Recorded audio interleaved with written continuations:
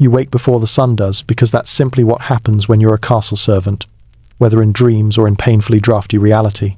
The air around you feels cool and a little damp, like someone left the medieval version of air conditioning running all night, which is to say, the walls are just cold and your blanket is impressively thin. You sit up slowly, rubbing your eyes, hearing the muffled clatter of someone else already starting their chores. Congratulations, you're late by 13th century standards. You stretch your neck and lower your feet to the floor, startled as always by how unforgiving old wooden planks can be. The room smells faintly of wool, old straw, and that mysterious castle scent that's somewhere between stone dust and other people's ambition. You take a breath and feel that early morning stillness. It's quiet enough to hear a distant rooster who sounds like he regrets all his life choices. This is your world now, a medieval castle, somewhere in Western Europe. Sometime in the 13th or 14th century. Historians still debate whether this particular corner of the past was more chaotic or simply louder. But you don't have time for that. There are chores waiting. A lot of chores. Enough chores to make your modern to-do list look like a vacation brochure. And just to set expectations early, you probably won't make it through this day. As you stand, you notice the chill settling around your ankles, the kind that politely suggests you put on shoes before frostbite decides to introduce itself. Your clothing, a simple wool tunic, itches in a way modern fabrics rarely do, unless they're specifically designed to make you question your life decisions.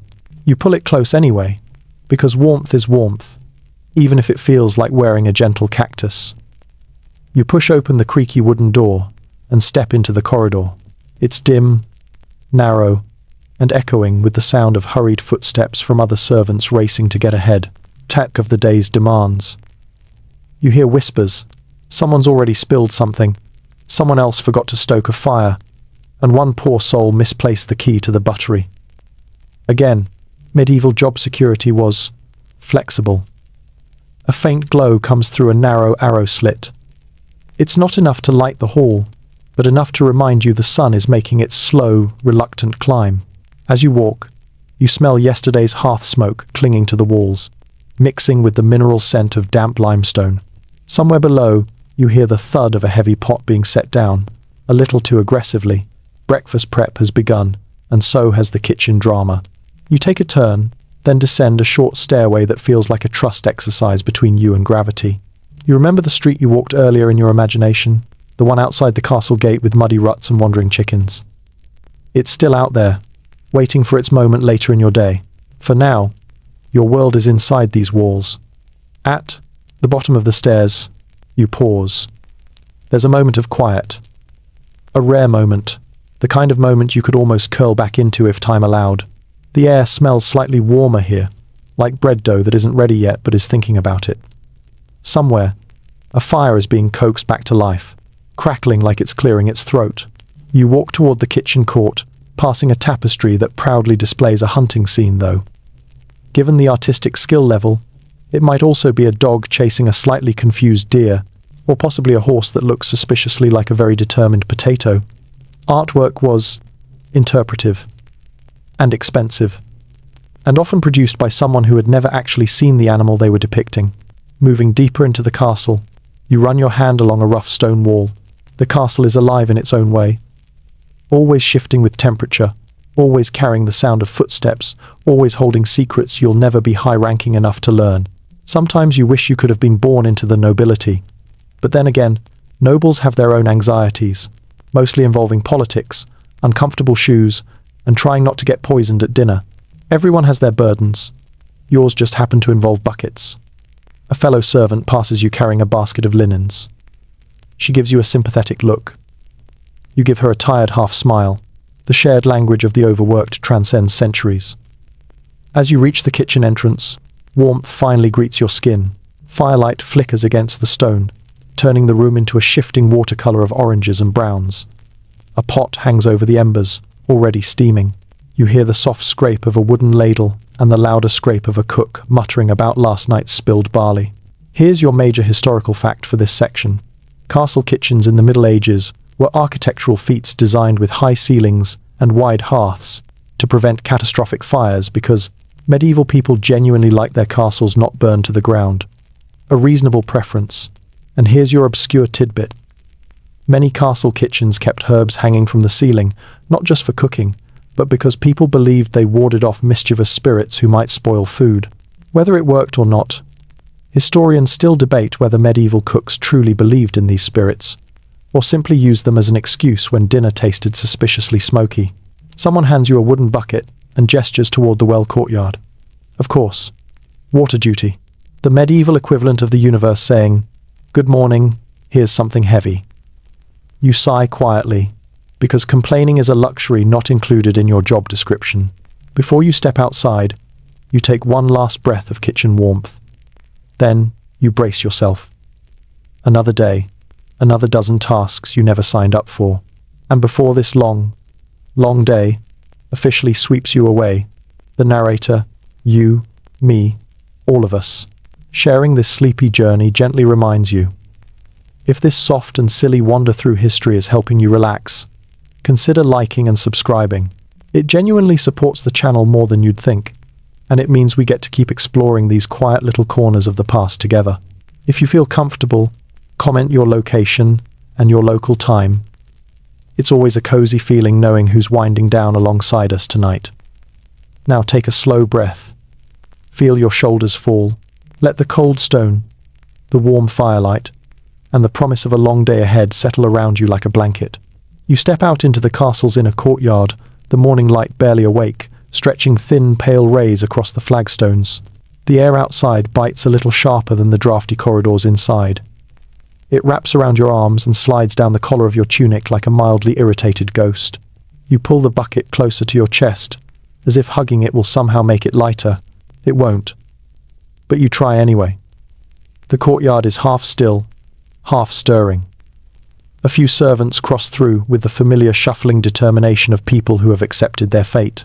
Somewhere above, a pair of pigeons coo with the confidence of birds who have never paid rent. The clatter of a distant portcullis reminds you that, unlike you, the castle is already wide awake. You make your way toward the well, its stone rim worn smooth by countless hands, hands like yours, hands before yours, hands that probably also wished for a world with faucets. As you walk, your shoes collect little bits of damp earth, because medieval mud is strangely ambitious and likes to attach itself to everything, especially socks, especially yours. When you reach the well, you lean over and look down. An echo rises back up, carrying the faint scent of cold minerals and old water. You lower the bucket carefully, listening to the rope creak as it unwinds. That sound the gritty voice of rope over. Wood is practically the medieval national anthem. When the bucket finally hits the water, there's a soft splash that ripples upward.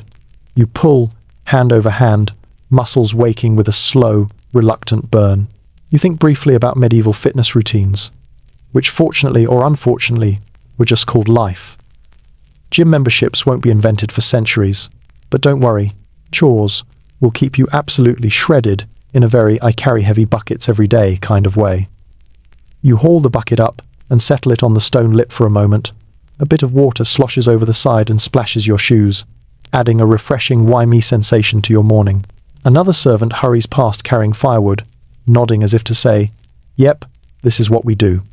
Here's your major historical fact for this section. Servants were responsible for hauling staggering amounts of water each day, sometimes hundreds of liters for cooking, cleaning, laundry, brewing, animal care, and the baths of nobles who bathed much less often than modern people assume. Castles ran on water, and water ran on your back.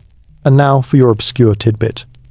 Medieval wells often had carved marks, little symbols scratched into the stone to protect the water from contamination or evil forces. Some were religious, some were geometric, and some looked suspiciously like someone just practicing their doodles. Scholars still debate which marks were meant for protection and which were simply done out of boredom during long water-hauling shifts. You pick up the filled bucket, and your arms protest immediately. Water is heavy like, did we really need this much? Heavy. You take a deep breath, square your feet, and begin the careful walk back toward the kitchen. Each step has that slow, calculated precision of someone balancing both responsibility and gravity. Spoiler, gravity always wins a little. As you pass through the open archway, the smell of baking bread, firewood, faintly singed something, or someone wraps around you. The kitchen is fully awake now, buzzing with activity like an anxious beehive. A cook waves you over with a ladle that doubles as a pointing device. You set the bucket down with a quiet grunt, trying to pretend it wasn't hard. It was. Before you can even catch your breath, another older servant hands you a smaller bucket, this one meant for fetching milk from the dairy shed outside the main keep. Great. A bucket upgrade, but somehow still a bucket. You step back into the courtyard, the morning now brighter, the air a little warmer.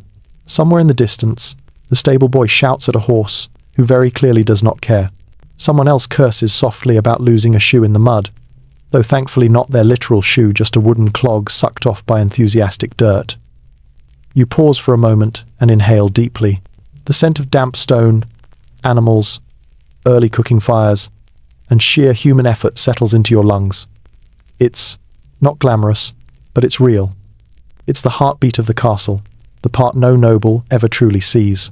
You adjust your grip on your new bucket and take another step forward, thinking briefly that if medieval people had invented coffee, the servant class would have taken over the world.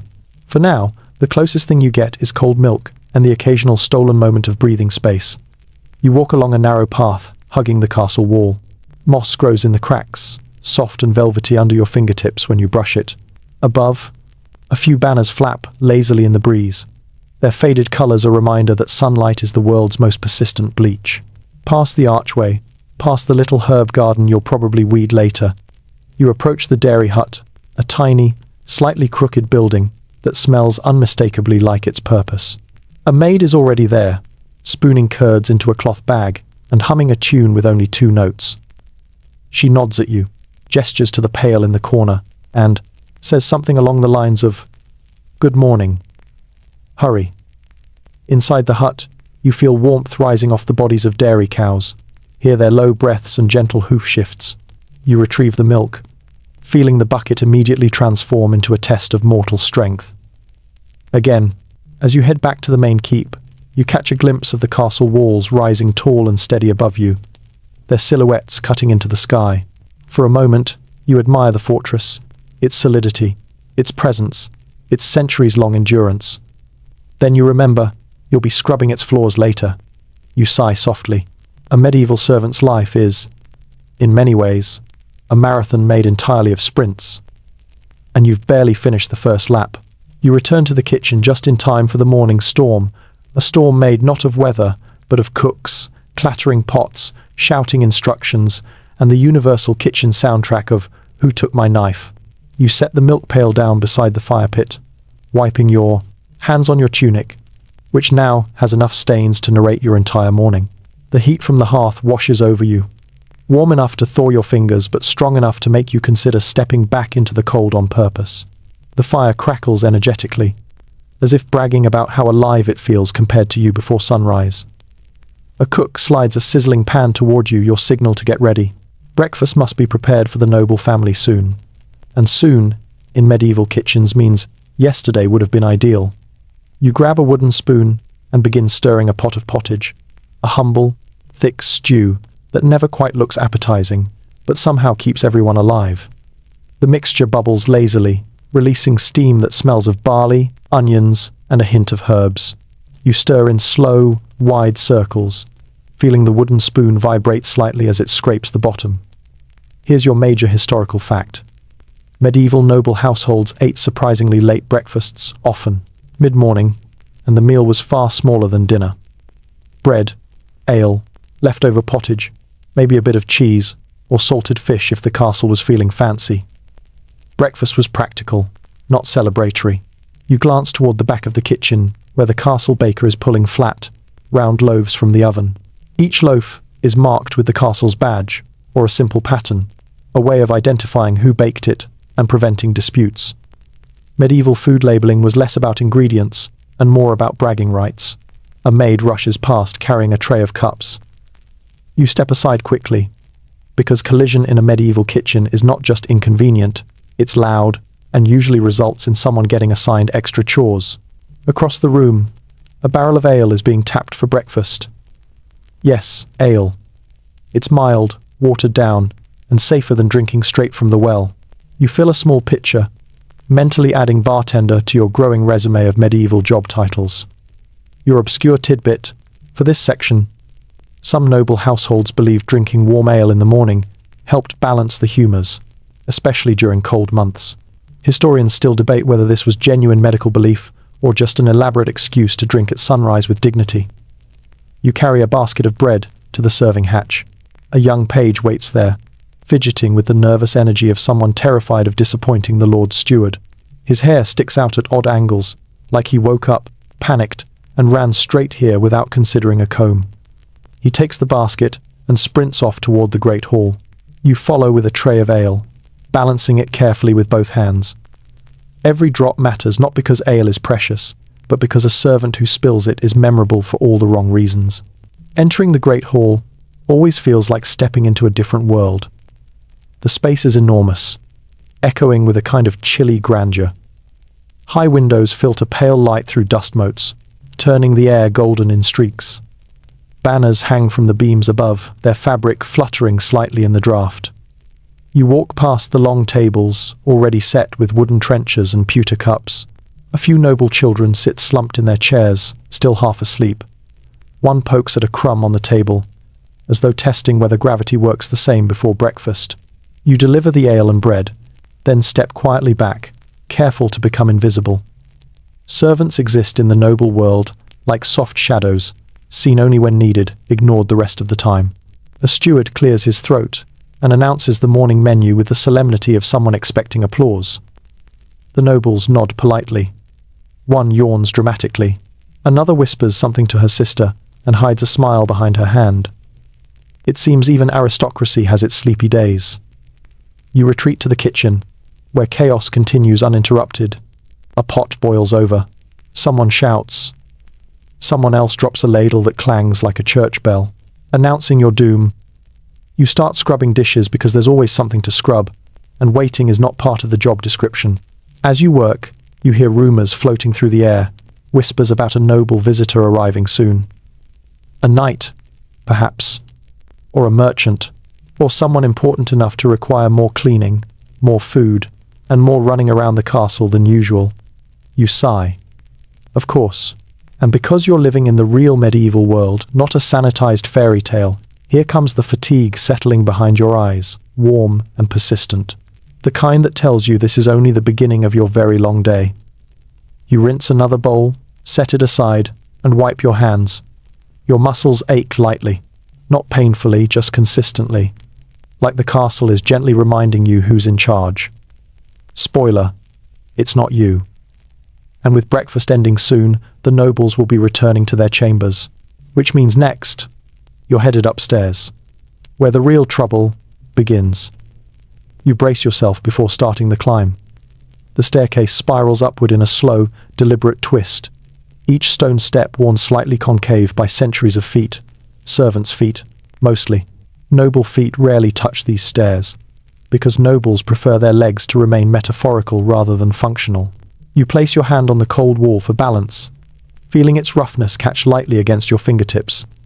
The air grows warmer as you ascend, rising from the kitchens below like a tired sigh. A soft draft snakes downward from the upper floors, carrying with it the faint scents of beeswax, lavender sachets, and whatever expensive perfume the noble family currently swears by. You breathe it in and immediately recognize the subtle afternote of money. Medieval wealth has a way of perfuming the air, even when you're too tired to appreciate it. You turn the corner to the next flight. The staircase narrows, just as your patience does. Each step has its own opinion about how steep it should be. You pull your tunic tighter and continue upward, telling yourself the same comforting lie every servant has whispered since castles existed. It's just one more floor. As you climb, you pass a small slit window, revealing a sliver of the courtyard below. From up here, the world looks strangely peaceful. The herb garden like a soft green quilt, the stable roof glinting with dew, the outer wall standing in cold, quiet guard. You can even see the street you passed earlier, the muddy one with the wandering chickens. Those chickens are still wandering. They're thriving, honestly, far more carefree than you. Halfway up, you pause to catch your breath. The stairwell echoes faintly with distant voices, the muffled laughter of pages, the flutter of footsteps, the heavy thud of someone dropping something they absolutely should not have dropped. You inhale, exhale, then continue, because pausing too long means someone will find you and give you a new task. Being found is far worse than being tired. At last, you reach the gallery landing, a long corridor lined with wooden beams and tapestries that depict noble ancestors doing noble things, mostly hunting, jousting, or pretending they personally did any of those activities. You walk softly across the floor, mindful of each creaking board. The walls here feel different. The air is thinner, quieter, and laced with a subtle tension. The kind of hush that says, "Shh, important people are sleeping." Your major historical fact arrives here. Noble families in medieval castles often slept late, both because their evenings lasted long into the night, and because the upper chambers stayed warmer during cold seasons due to heat rising from lower floors. Early rising was more a servant's sport, not a noble's preference. You step deeper into the corridor. Light from a nearby window spills onto the wall, illuminating one tapestry in particular. A vibrant, beautifully woven scene of a unicorn drinking from a fountain. You stop for a moment, genuinely admiring the craftsmanship. Then you gently suppress the realization that your entire yearly wage could probably buy only a handful of the threads used in that tapestry. As you approach the noble chambers, a door creaks open. A senior maid pokes her head out and gives you a look that says, "You're here. Good. You're late. But also, I need you." Medieval communication is delightfully efficient. She waves you inside. The chamber is dim and warm, lit by the fading glow of last night's fire. A noble lady sleeps under heavy linens embroidered with golden thread, while the morning breeze nudges the curtains like a polite reminder that the world exists. You tread lightly across the floor, carrying a basin of gently warmed water the maid has thrust into your hands. Your job is simple. Assist silently while the noble's morning routine begins. Nothing about it feels simple. The lady stirs, blinking awake with the practiced grace of someone who has never carried a bucket in her life. She stretches delicately, sighing with what sounds suspiciously like plenty of sleep. Good for her. Truly. You assist the maid in preparing washing cloths and arranging combs upon a small oak table. The lady requests her preferred lavender oil, then changes her mind mid-sentence, then changes it again. Medieval nobles had the wonderful talent of making decisions feel like riddles with no correct answer. Your obscure tidbit for this section arrives here. Some castle nobles believed brushing their hair 100 strokes each morning improved their health and moral character. Historians still debate whether this was a genuine belief, or merely a way to keep servants busy while nobles avoided real tasks. You hand the maid a fresh cloth, then retrieve the discarded one, folding it carefully. You stand silently, close enough to help, far enough to avoid notice. The noble lady talks about her dreams, her plans for the day, her irritation with last night's dinner, her mild dislike of the steward, her strong dislike of the steward's dog, and her puzzlement over why she simply can't sleep past mid-morning. You have several responses in mind, none of which you say aloud. When she finishes washing, the maid nods at you to carry the basin back downstairs. Your arms, of course, celebrate this by feeling instantly heavier. You step out of the chamber, basin in hand, retreating into the corridor with all the grace you can muster on 3 hours of sleep. At the far end of the hall, another door opens. A noble boy appears, messy-haired and grumpy in the universal language of children who do not wish to be awake. He points at you with the authority of someone who owns everything they can see. "Water," he says. Of course, you follow. He stomps back into his room, muttering something about his sister stealing his wooden horse again. The chamber smells faintly of wool blankets, half-eaten bread, and the mysterious musk of childhood. Mischief. You help him wash his face, which he performs with the enthusiasm of someone being forced into a lifelong commitment. As he dries off, you straighten his bedclothes, gather his discarded tunic, and set his boots by the hearth. He thanks you with a quiet grunt, a rare and valuable artifact of politeness from a noble child. You step out again, finally ready to make your descent. Except, a voice calls your name from behind. The steward. His expression is serious. "You're needed in the Great Hall," he says, urgently. Which is never a good sign. especially when you're holding a basin that sloshes dangerously every time your heartbeat accelerates, and it's accelerating now. You take a breath. Here begins the next part of your very long day. You tighten your grip on the water basin as you hurry down the corridor, the steward's word urgently echoing in your head like a small, personal thunderstorm. When a steward says urgent, several realities become immediately clear. Something has gone wrong. It will probably become your problem, and you will definitely not be receiving extra pay for it. You reach the top of the staircase, take a steadying breath, and begin descending. Each step sends a soft slosh of water shifting inside the basin, testing your balance and your patience equally. The stairs twist downward in that elegant yet hazardous medieval fashion, as though intentionally designed to punish anyone carrying anything liquid. By the time you reach the bottom, your arms ache, and a small bead of sweat has formed at your temple. The kitchen is behind you, the upstairs chambers above you, and the great hall now straight ahead, its heavy wooden door ajar, voices drifting out in uneven waves. You step inside. The great hall is partly lit now, warmed by shafts of light flooding through tall, narrow windows. Dust motes drift lazily in the air, performing their usual morning ballet. At the far end, the high table sits beneath a tapestry so enormous and so magnificently detailed, it probably took someone 5 years and one existential crisis to finish. But today, the hall has a different atmosphere, one that hums with tension. A group of nobles stand near the center, gathered around something you can't yet see. A few servants cluster near the wall, whispering nervously. The steward spots you and waves you forward with the subtlety of a man swatting a fly. You approach, careful not to spill even a drop, because if you ruin these floors, you'll be scrubbing them until your next lifetime. When you reach the group, the nobles turn slightly, revealing the source of the commotion. The castle's prized hunting hound, a large and regal creature, currently sprawled dramatically on the floor like a fainting aristocrat. He's whimpering softly, one paw held limply in the air. You blink twice. You were summoned for a dog emergency. Of course. The lady of the house kneels beside the animal, gently stroking his ears. He twisted his paw, she says, with the seriousness of someone announcing a royal scandal. We require warm water immediately. You hold up the basin in your hands. The steward nods with grave validation. Yes, that. A noblewoman sighs dramatically, as though the universe itself has conspired against her morning routine. Can we not have a single peaceful breakfast? You consider offering to time travel her to your morning and see what real chaos looks like, but you wisely keep your mouth shut. Here's your major historical fact for this section. Noble animals, especially hunting dogs and horses, were treated with exceptional care. Castles often had designated staff specifically for grooming, feeding, and tending to these animals. And some noble dogs enjoyed a better diet than many human servants. You kneel and place the basin near the hound. The steward hands you a clean cloth, and you gently soak it, wring it out, and press it to the dog's paw. The hound whines but does not pull away.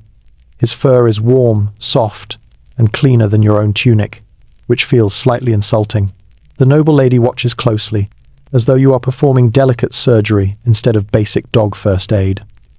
As you work, you overhear nobles discussing the upcoming visit from the traveling merchant caravan. They debate fabrics, spices, and whether they should order new velvet drapes, even though the current ones are only mildly faded, not fully tragic. One noble insists the castle needs Italian silk cushions. Another counters that cushions encourage laziness. They argue like philosophers discussing the nature of the universe. Meanwhile, you just try to keep the dog from licking your sleeve. Your obscure cultural tidbit slips in here. Some medieval households believed that placing a piece of blessed bread under an injured animal would speed its recovery. Historians still debate whether this was based on superstition or simply the practical idea that animals behave better when given snacks. After a few minutes, the hound relaxes. His ears droop. His breathing steadies. A nobleman pats him on the head, as though congratulating him on his bravery. The steward gives you a curt nod, the closest thing to appreciation you're getting today. You lift the basin now, an awkward mix of cold water and dog sympathy, and stand to leave. But before you can escape, the steward clears his throat. There's more. Of course there is. He walks you several steps away from the nobles and lowers his voice. The visiting merchant will arrive early this afternoon. The great hall must be spotless. You glance around. The hall is already mostly clean. Mostly. He follows your gaze and adds, and I do mean spotless. Your soul wilts like overly boiled cabbage. He continues, you will scrub the floors, polish the candle holders, freshen the rushes, and assist with arranging the serving tables. And afterward, he adds, as though saving the worst for last, the Lord's chambers must be aired. You swallow, quietly mourning your free time, which, to be fair, never existed. You carry the basin back toward the kitchen, your mind already listing a dozen tasks waiting like hungry dogs. As you walk, you pass the long windows again. The sunlight has strengthened, spilling warmth onto the flagstones. Outside, you catch a glimpse of the training yard squires practicing clumsy sword strokes, a knight correcting them with all the enthusiasm of a man who hasn't slept since Wednesday. You continue down the narrow corridor, the basin lighter now, but your day significantly heavier. A servant you recognize from laundry duty passes by, arms full of linens. She shoots you a sympathetic look, the medieval equivalent of a fist bump. In the kitchen, you empty the basin, wash your hands, and begin gathering the tools needed for the great hall cleaning. Brushes, cloths, a bucket, of course, and a small basket of herbs for scattering among the rushes. Medieval air fresheners were surprisingly effective when you used enough of them. You take a breath. You straighten your shoulders. You embrace the inevitability of scrubbing. Your day marches forward, whether you're ready or not. And next, you return to the great hall with your cleaning tools in hand, which can only mean one thing. The floors await you. You enter the great hall again, this time not as a quiet observer, but as its soon-to-be personal battlefield janitor. The sunlight has shifted slightly since your last visit, brightening the space just enough to highlight every dusty corner, every stray breadcrumb, every spot that somehow looks dirtier than it did 5 minutes ago. Medieval floors possess a mysterious ability to self-generate filth. Whenever someone important is coming, you set your tools down. A stiff brush, a bundle of fresh herbs, a cloth that has seen better centuries, and of course a bucket of water. Your eternal companion, your frenemy, your workplace nemesis with a handle. With a quiet sigh, you kneel and begin scrubbing the floorboards nearest the high table. The wood here is old, polished, smooth by generations of feet, feasts, and occasional spilled ale. You move the brush in slow, methodical circles, your muscles warming with the kind of steady burn that promises you'll sleep well tonight whether you intend to or not. As you work, you hear the faint echo of activity from other parts of the castle. The clang of the blacksmith's hammer in the yard, the distant thumping of boots on the battlements, and the rhythmic creaking of the huge castle doors being secured and unsecured as guards begin their shifts. Life in the fortress never truly pauses, it only changes volume. You shift to the next section of floor, your knees protesting slightly on the hard boards. A few rushes are scattered about those long, grassy stalks that castle staff rely on as the medieval version of carpet. Some are fresh, some are less fresh. You gather the old ones with a resigned wrinkle of your nose. The herbs, you'll scatter later, lavender, rosemary, and a bit of marjoram, will help disguise the smells of daily living. Food, fire, sweat, dogs, and the general aroma of several dozen humans trying their best in pre-plumbing conditions. Here's your major historical fact. Castle halls were typically strewn with rushes that were replaced seasonally or more often in wealthier households. They absorbed spills, softened footsteps, and hid unpleasant scents. But in many castles, they went unchanged for months, creating layers of debris that modern noses would not describe kindly. As you gather an old clump of rushes, something small and pale tumbles out. A seed, or a bead, or possibly a tiny bone. You choose not to think too hard about it. Medieval mystery items are best left as mysteries. When you stand, you stretch your back, hearing a faint crack that sounds both alarming and necessary. You glance up to see one of the noble children peeking from the gallery above, watching you scrub with the fascinated expression of someone observing a rare species. You give a polite nod. The child waves in a flourish of excitement and immediately disappears, which probably means they're off to tell someone how heroically you wield a brush. You carry your bucket to the next stretch of floor, water sloshing with a familiar lack of sympathy. As you kneel again, You hear footsteps entering the hall, booted and confident. You turn your head slightly and see a castle guard strolling through, helmet tucked under his arm, humming an off-key tune. He greets you with the sort of casual friendliness that comes from someone who knows he'll never be kneeling on floorboards for a living. "Merchants arriving soon, eh?" he says. You nod. "Good luck," he adds, which is medieval guard language for, "Oof, rough day, glad it's not me." He exits, leaving you alone again with your brush and your existential awareness of how long this hall truly is. Your arms move, your hands soak, your knees complain. Scrubbing is repetitive, meditative, mildly tragic work. Your obscure tidbit surfaces here. Some medieval households, scattered, powdered mint, or even crushed iris roots in the great halls, believing the pleasant fragrance not only masked odors but also discouraged pests. Historians still debate whether it actually worked, or whether the castle mice simply enjoyed minty living conditions. You pause for a moment, examining your progress. A large patch of floor gleams slightly in the sunlight, a modest victory. You stand, wipe your brow, and carry your tools farther down the hall. As you work near the center of the room, other servants begin trickling in to assist with the preparations. A young maid shakes out fresh rushes with vigorous enthusiasm, sending small clouds of dust swirling through the air like confused pixies. Another servant sets up trestle tables, hammering their joints into place with the steady thump, thump, thump that feels like the heartbeat of the household. You exchange brief smiles with them, the quiet solidarity of co-sufferers. Together, the room begins to transform. By midday light, it has taken on the appearance of a place expecting important company. Fresh rushes arranged neatly, wood gleaming with oil, banners straightened along the walls, and tables aligning in tidy rows. You step back to admire the change. For a fleeting moment, the hall looks almost regal, not because of the grandeur itself, but because of the labor poured into it. Then, the steward enters, striding across the room like a man evaluating crops. His eyes scan the floor, the tables, the banners, the rushes. He pauses, squints, points.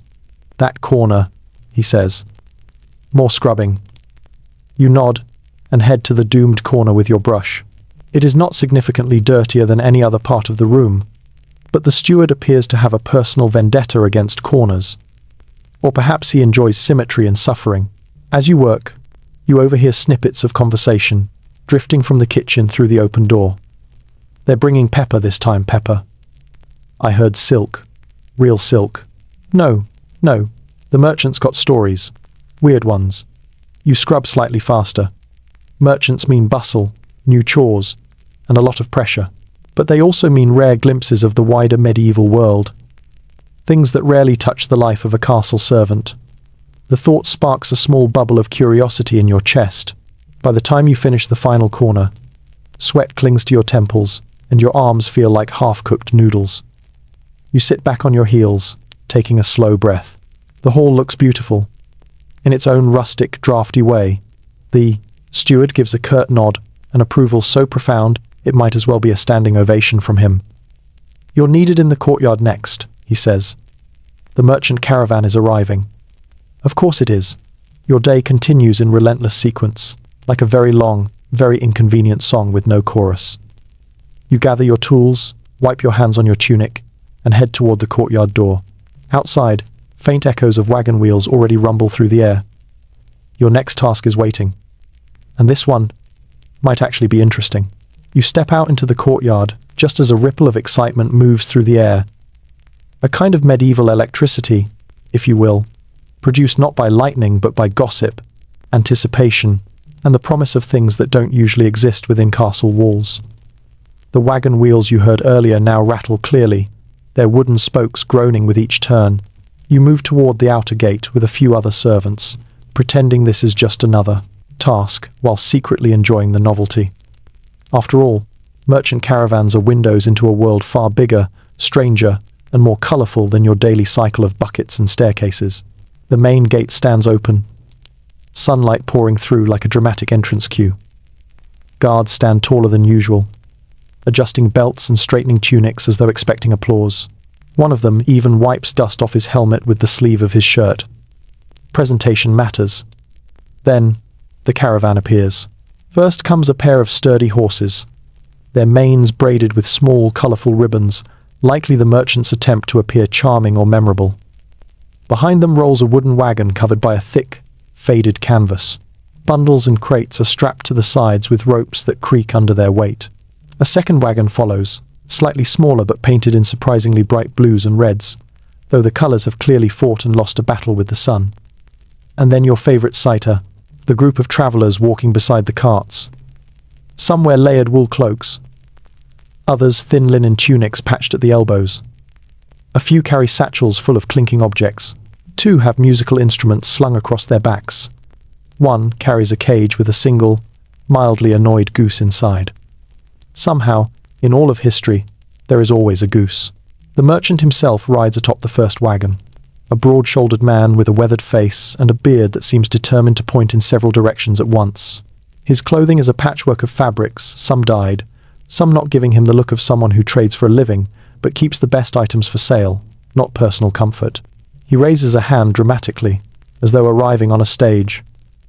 "Good day to your lordship's household," he booms. The steward beside you nods stiffly, his expression carved from stone. Stewards are immune to theatrics. A few servants whisper excitedly. One gasps at the painted wagon. Another peers at the bundles with hungry curiosity. You simply watch, taking in the movement, the sounds, the stories arriving with these travellers. Stories carried on boots, on hooves, and on wheels that have crossed miles of uneven roads. Here is your major historical fact. Travelling merchants were vital in medieval Europe. They bridged isolated communities, carrying not only goods, salt, spices, bolts of cloth, metal tools, but also information, songs, rumours, and news. Castles relied on them for items that couldn't be made locally, especially luxury products like pepper, fine cloth, and glassware. The merchant hops down from his wagon with surprising agility for someone whose knees surely have opinions. He greets the steward, bows slightly, and then immediately begins shouting instructions to his people. Trunks are lowered. Crates are undone.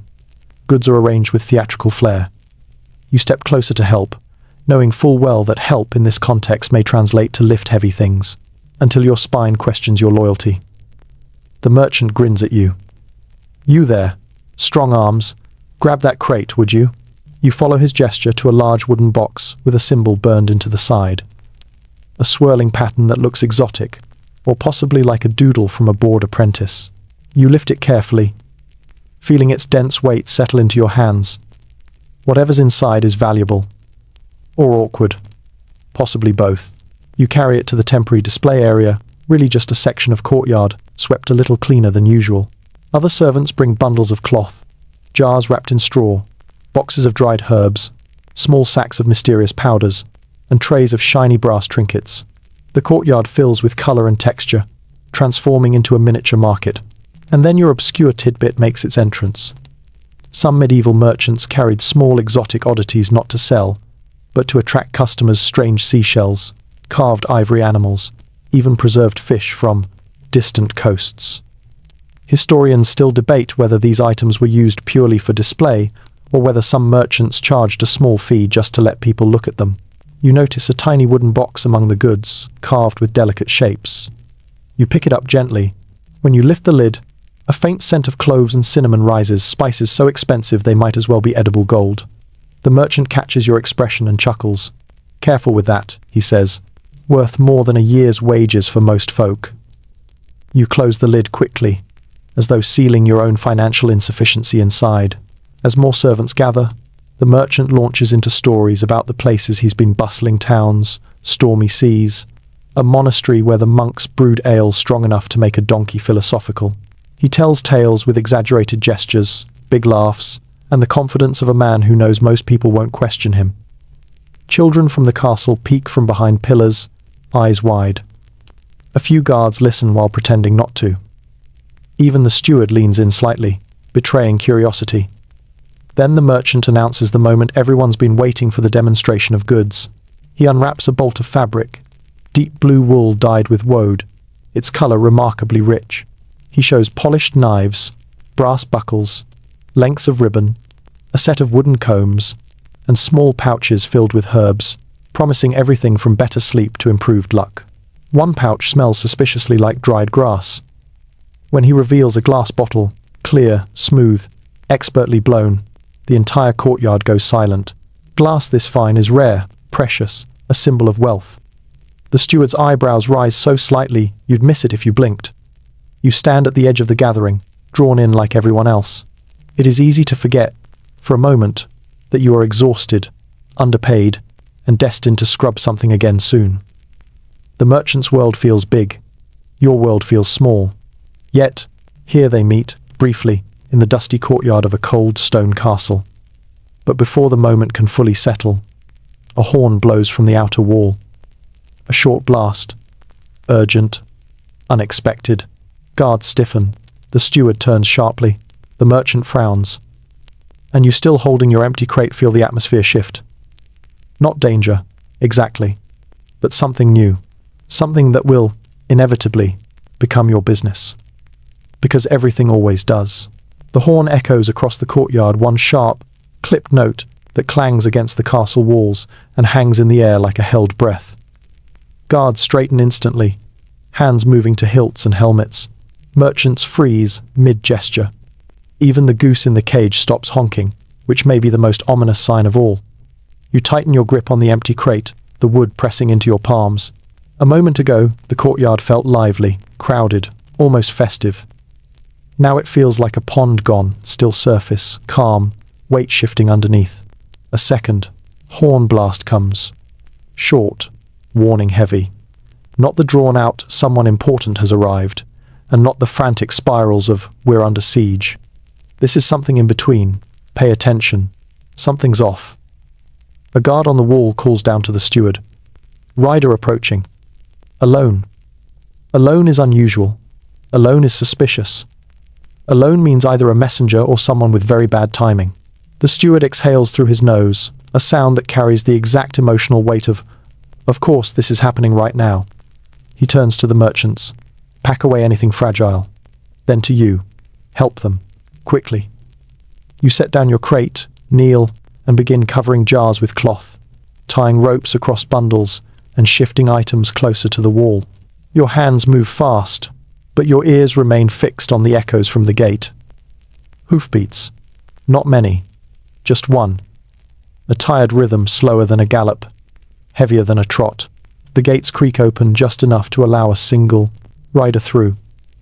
A figure enters, cloaked, hunched slightly forward, horse sweating, mane matted with dust. Whoever this is has travelled hard and fast. The rider pulls back their hood, a woman face flushed from cold wind, eyes sharp but exhaustion blurred. She's wearing the insignia of a nearby lord. Not a noble lord, but a knight in his service. Her cloak is torn at the hem. Her leather gloves cracked. She looks like trouble wrapped in responsibility. The steward steps forward. State your business. She dismounts without ceremony, nearly stumbling when her foot hits the ground. A guard catches her elbow. Message for your lord, she says, her voice rasping with a dryness no amount of medieval ale could fix. Urgent. Her horse snorts, shaking its head, like it also has grievances. The steward nods curtly and gestures for her to follow him inside. She hands off a leather packet, sealed with a thick blob of wax stamped with an unfamiliar crest, then steadies herself, before crossing the courtyard toward the great hall. As she passes you, you catch a faint smell of cold air, sweat, and road dust, the scent of distance, of travel, of parts of the world you'll probably never see. She offers you a tired half nod. You return it automatically, even though you're pretty sure servants aren't supposed to nod at riders on official business. The steward leads her inside. The castle doors close behind them with a heavy thud that seems to seal the moment into stone. Around you, the courtyard slowly exhales. The merchants resume shifting goods. Guards return to their posts. Children abandon their hiding spots, disappointed by the lack of excitement. The goose begins honking again, which you take as a sign the world is returning to normal.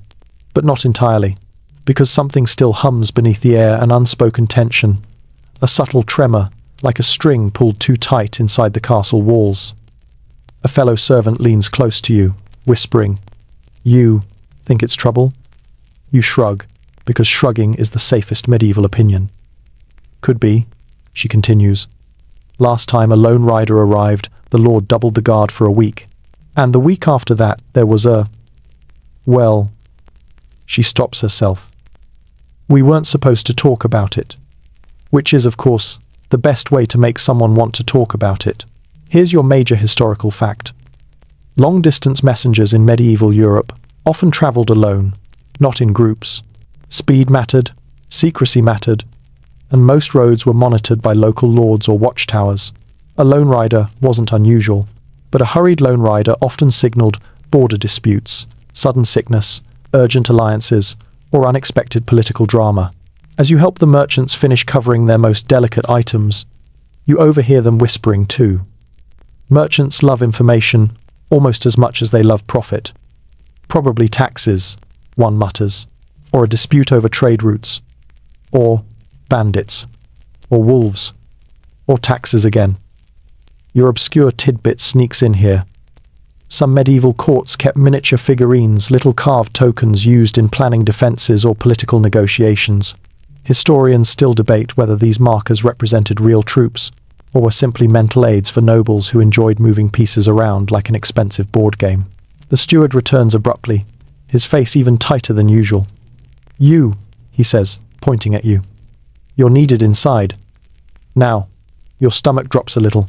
When the steward calls you twice in one day, something is happening. And servants rarely get summoned for pleasant reasons like, we're giving you your first break of the year, or, here's an unexpected raise. No, this will be something between inconvenient and catastrophic. You follow him inside, the stone corridor cool beneath your feet, the echoes of the courtyard fading behind you. You walk through the great hall doors again. The noble family sits gathered. The messenger stands near the high table, helmet under her arm, throat freshly wet with a cup of ale someone had the mercy to provide. And the lord of the castle, broad-shouldered, stern-eyed, holds the letter she delivered. He gestures for you to step closer. You do, slowly, quietly, trying not to make eye contact with the dog, who still thinks you owe him emotional support. The Lord looks at you directly. We require preparations, he says, immediate ones. You nod, though you're not sure what preparations means in this context. He continues, there may be guests, possibly as early as tomorrow. Guests, in noble speak, means chaos, in servant speak. The messenger adds, and they will not be few. Your heart sinks. The steward clears his throat. Servants will begin the readiness duties immediately, which is medieval code for cancel all remaining hope for a calm day. The Lord turns to you again. You will begin with the guest chambers. And just like that, your day becomes bigger, heavier, and significantly more uphill. You bow your head and step backward, because next, you must prepare rooms for people you know nothing about. Strangers, possibly important ones, definitely exhausting ones. And they're coming fast. You leave the great hall with the steward's words trailing behind you like an anchor tied to your ankle. Guest chambers. Not one chamber, chambers, plural. Multiple rooms that must be transformed from occasionally used storage spaces for slightly lumpy furniture into welcoming, comfortable accommodations for important visitors who will absolutely complain anyway. You follow the steward up the main stairway, the broader, smoother one meant for noble feet, not servant knees. Even so, your legs protest with each step. You've already climbed and descended enough stairs today to qualify as your own travel agency. At the landing, the steward gestures down a quieter corridor lined with doors. Thick wooden ones, reinforced with iron hinges that could double as medieval weightlifting equipment. These rooms will house the visitors, he says. Make them presentable. Presentable in steward language translates to make them so immaculate that even a noble with nothing to do all day can't find a reason to complain. He walks off to deliver more instructions to more overworked servants, leaving you with an armful of linens, a battered broom, a small jug of lavender water, and a sense of dread that could fill the entire hallway. You choose the closest room and push the door open with your shoulder. A gust of stale air greets you, dusty, dry, a little sour, as if the room has been practicing holding its breath since winter. You step inside, blinking as your eyes adjust to the dim light. The shutters are partly closed, so you move to open them, letting a soft wash of daylight spill across the room. It reveals everything. Dust gathers like tiny grey armies along the beams. Cobwebs stretch in ambitious architectural patterns. A writing desk sits in one corner, its surface layered with the archaeological remains of parchment scraps. A pair of wooden stools rests near the bed. One slightly wobbly, one slightly more wobbly. And the bed, with itself. The mattress looks as though someone waged a polite but unsuccessful war against lumps. You inhale, roll up your sleeves, and begin. First task, beating the mattress. You drag it upright, prop it against the wall, and give it a firm smack. Dust erupts in a cloud that could rival a small volcanic event. You cough, wave your hand, and smack it again. The mattress accepts your blows with the resigned patience of a medieval object accustomed to suffering. Second task, linens. You remove the old bedding, stiff, wrinkled, smelling faintly of an unsupervised cupboard. You set them aside for laundering and lay out the clean ones you carried up. Crisp white sheets are a luxury in any age, and these aren't crisp so much as less wrinkled than the others, but you smooth them carefully, tucking corners with the precision of a person determined to avoid criticism. As you work, you notice a carved chest under the window. You open it not to snoop, but because checking storage, spaces for rodents, is technically part of your job. Inside are a few folded blankets, neatly embroidered with the castle's crest, and a small wooden box. You lift it gently. Inside the box is a pair of leather gloves, soft, dark brown, finely stitched. Far too fine for a servant, possibly left behind by a previous noble guest, or stored here for emergencies like, "Oh no, surprise guests are arriving tomorrow." You close the box and return it to the chest. Here is your major historical fact for this section. In medieval castles, guest rooms were often sparsely furnished but carefully prepared. Hospitality was a matter of honor, and providing comfort to visiting nobles or messengers was a symbol of status. Even smaller castles prided themselves on offering clean bedding, fresh rushes, and warm fires when possible. You sweep the floor next. Dust forms small clouds around the broom, drifting toward the doorway like they're trying to escape before you force them to gather in a pile. You sweep under the stools, under the bed, under the writing table where you discover a lone feather quill that has seen better days. You gather the pile of dust, straw bits, and cobweb fragments and carry it out into the corridor. Another servant passes by carrying 2 buckets of water, her face flushed with effort. "Guest rooms too?" she asks. You nod. She offers a thin smile. "May the saints give us extra arms today." You wish they would. Back in the room, you place fresh rushes near the bed, scattered carefully with small sprigs of lavender to help the chamber smell more like pleasant medieval guest quarters, and less like medieval guest forgot they left cheese in here. Your obscure tidbit arrives as you pour a bit of lavender water into a small bowl. Some medieval households believed lavender encouraged peaceful dreams and warded off night-walking spirits. Historians still debate whether these beliefs were based on folklore, or if lavender's calming scent simply made sleep slightly less terrifying in a dark, creaking castle. You step back and examine your progress. The bed looks inviting. The rushes look fresh. The dust is gone. The room smells lightly floral instead of lightly tragic. You move to the next room, and the next, and the next. Each one requires new bedding, new rushes, fresh air, and an exorcism of dust. You work through them steadily, your arms growing heavier, your back warmer, your breath slower. The sun shifts outside, slipping from its mid-morning brightness into something softer, more golden.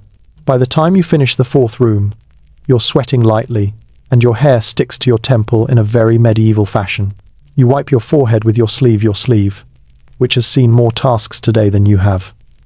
A shout breaks the moment. The steward again. Of course, he appears at the end of the corridor with the urgency of a man who plans tasks at an Olympic level. "You," he calls to. "The Lord requires the solar prepared next. Immediately." The solar, the private family room, the heart of household business, the space nobles use for meetings, discussions, and sometimes dramatic arguments about tapestry budgets. Preparing that room is no small task. You gather your tools again, feeling the weight of the day pressing into your shoulders. Because next you'll enter the noble family's inner sanctum, where the cleaning is harder, the expectations higher, and the dust somehow judgmental. You stand before the door of the solar, the noble family's private chamber, holding your broom, cloths, and lavender water, like a slightly underqualified knight preparing to storm a very domestic castle. The steward gives you a nod that somehow means both be respectful and do not mess this up. You inhale quietly, push the heavy wooden door open, and step inside. The air in the solar is warm and still, thick with the faint scent of beeswax, parchment, and the lingering trails of last night's fire. Sunlight streams in through stained glass windows, scattering patches of red and blue light across the floor in a mosaic that feels far too beautiful for a room you are expected to scrub. At first glance, the space looks orderly. At second glance, it looks lived in. Chairs slightly out of alignment, a cloak draped over the back of a bench, a collection of parchment rolls half opened on the table, their ribbons dangling like tired little flags. A game board morels, or maybe chess, sits abandoned mid-match, one piece lying on its side as though the game ended in dramatic defeat. You walk deeper into the room, your footsteps soft on the thick woven rugs. The solar is one of the few warm, comfortable spaces in the entire castle, meant for the lord and lady to conduct business, manage correspondence, and enjoy rare private moments. As a servant, entering it feels a little like entering a Second World one, with nicer cushions, more polished wood, and furniture that isn't actively plotting against your spine. But today, comfort is irrelevant. You have work to do. You start with the windows, opening the shutters to let in fresh air. A soft breeze slips through, carrying the scent of the courtyard below animals, hay, baking bread, the faint tang of the smithy's forge. You tidy the window seats, smoothing the cushions embroidered with patterns you're not rich enough to interpret. You pick up the cloak draped on the bench, a fine woolen piece lined with soft fur, and fold it neatly. The fabric is heavy and warm, the kind of clothing you'd probably sell your entire bucket collection to own. You set it carefully on a wooden chest. Your major historical fact here. Solars became common in medieval castles starting in the 12th century, serving as private family rooms separate from the public Great Hall. They provided warmth, privacy, and a space for the lord's family to withdraw from the bustle of communal life. Much of a castle's real decision-making happened in rooms like this, not on the battlefield. You move next to the tables. Papers, quills, and wax tablets clutter the surface. You gather the quills, straighten them, and gently close the parchment rolls, tying each with its silk ribbon. As you work, you can't help but glance at the writing ink strokes, flowing in elegant forms that look impressive, whether or not you can read them. One letter catches your eye, its seal broken, its edges smudged as though handled many times. You don't dare read it, but you notice a small sketch in the margin, an unfinished drawing of a hawk, perhaps the lord's idle doodle, perhaps his daughter's. Noble's doodle too, apparently. You dust the table next, your cloth lifting powdery layers from the carved wood. Small flecks shimmer in the sunlight, drifting like slow-moving snow before settling to the floor. Then comes the rug. The large woven rug in the center of the room is beautiful rich reds and swirling patterns that probably took years and a healthy dose of artistic suffering to create. You lift one corner and begin shaking it gently, releasing a puff of dust into the air. It floats, sparkles, and then reminds you that dust exists solely to make you sneeze. You sweep it carefully, your broom gliding across the fibers with deliberate strokes. Your knees protest again, but you ignore them because medieval life doesn't offer ergonomic alternatives. Your obscure tidbit appears while you clean the rug. Some medieval households placed crushed herbs or dried flowers beneath rugs to keep insects away and make the room smell pleasant when stepped on. Historians still debate whether this method was effective or simply a medieval version of just sprinkle stuff and hope for the best. As you clean, you hear voices drifting from the hallway, noble voices. You glance toward the door and freeze. Footsteps approach. The door opens slightly, and the lady of the castle steps inside. She stops upon seeing you, tilts her head, and surveys the room with an expression you desperately hope is approval. "You're making good progress," she says softly. You bow your head. "My lady." She walks to the window, gazing out at the courtyard below. These visitors, they may be important. The news the messenger brought, well, it is not simple. Your pulse quickens, not out of curiosity exactly, though curiosity is hovering, but because whenever nobles say something isn't simple, It usually means extra work for you. She continues, "The Lord expects negotiations, possibly alliances. Much must be in order." You nod. Negotiations mean feasts. Feasts mean food. Food means catastrophes. Every feast is a controlled disaster waiting to happen. She turns back toward you. "Prepare the fire. We may be in this room for much of the day." You move to the hearth, kneeling to arrange logs, dry sticks, and a little bundle of straw.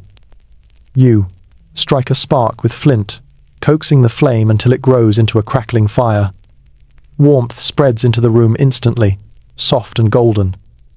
The lady wraps her cloak around her shoulders. "Thank you," she murmurs. You bow again. She leaves. You exhale.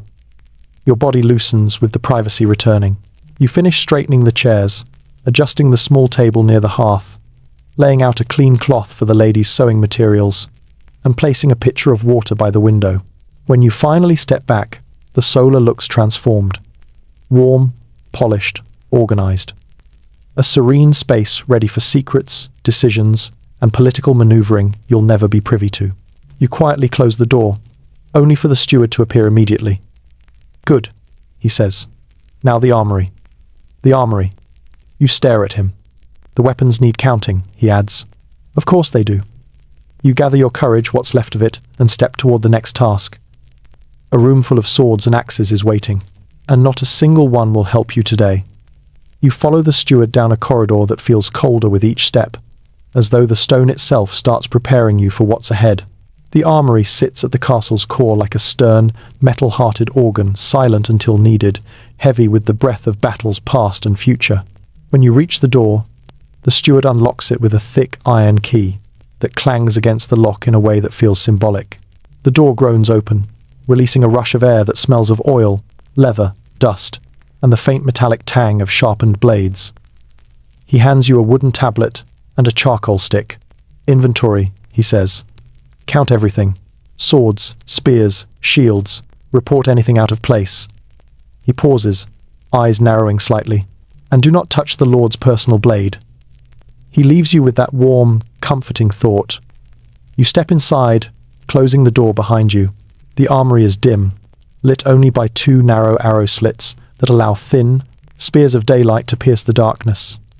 The light catches the edges of helmets and sword blades, making them gleam ominously in the half-shadow.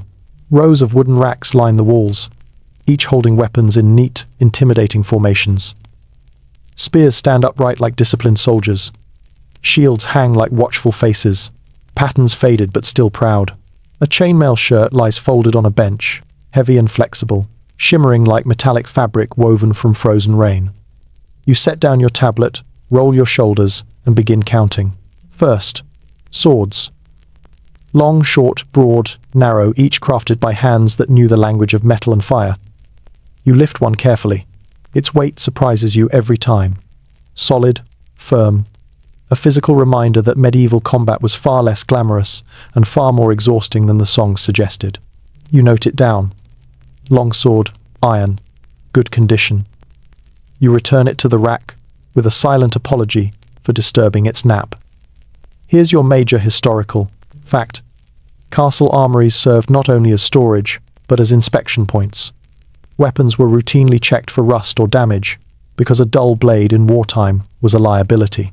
Some castles even employed one or two full-time armorers whose entire job was maintaining equipment, repairing dents, and replacing broken rivets. You move to the shields. Round, kite-shaped, some with painted emblems, lions, birds, crosses, though most are chipped or faded. One bears a pattern so worn you can't tell if it used to be a flower or a badly drawn bear. You record them carefully. At the far end of the room stands a wooden mannequin wearing a suit of armor. The metal plates catch the light like a muted mirror. The helmet's visor stares straight ahead, blank and unblinking. You've always found it unsettling, as though the armor remembers things it can't speak of. Your obscure tidbit enters here. Some medieval warriors believed that touching the inside of their helmet before battle brought luck, or clarity, or perhaps the comfort of routine. Historians still debate whether this was superstition, ritual habit, or simply the medieval version of, "Please let this go well."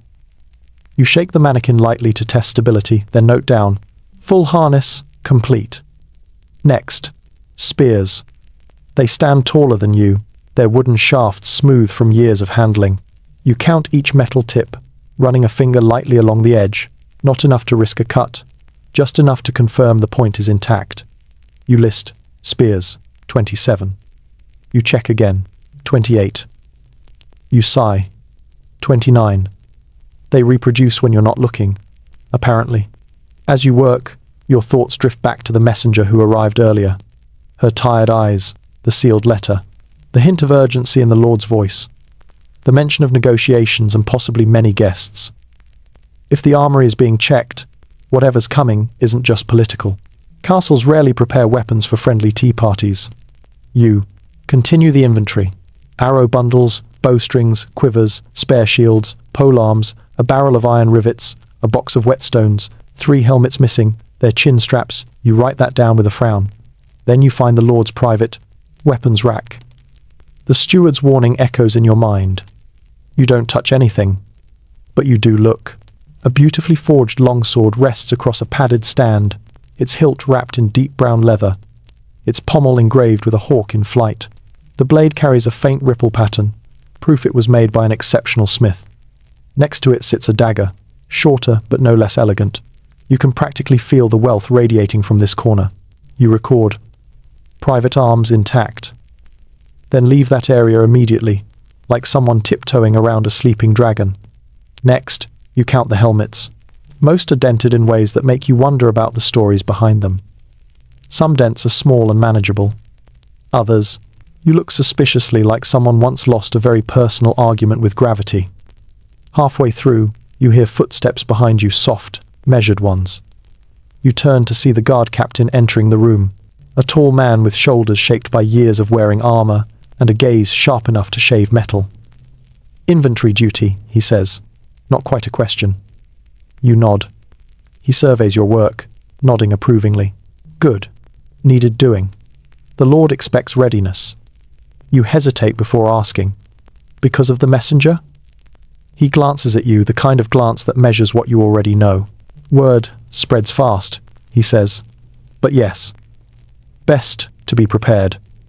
He lifts a spear, examines the tip, and sets it back precisely where it belongs. Visitors, negotiations, alliances, or arguments, doesn't matter. A castle stands strongest when its weapons stand ready. You nod, though you have absolutely no intention of using any of them. The closest you want to get to a battlefield is sweeping its floors after everyone's gone home. The captain leaves you alone again, and you finish the last of your inventory notes. The armory looks unchanged, but your list is now full. Charcoal smudges on your fingers, numbers stacked neatly, weapons accounted for. You tuck the wooden tablet under your arm and blow gently on the charcoal to set it. Your arms ache, your back aches, your entire soul aches in a faintly comedic way. You open the door and step back into the corridor. The steward waits. Of course he does. "Good," he says, snatching the tablet. "Now the laundry needs sorting. And afterward, the lower hall.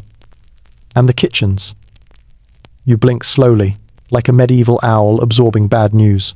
"But first," he adds, "the lady has requested your presence. Immediately."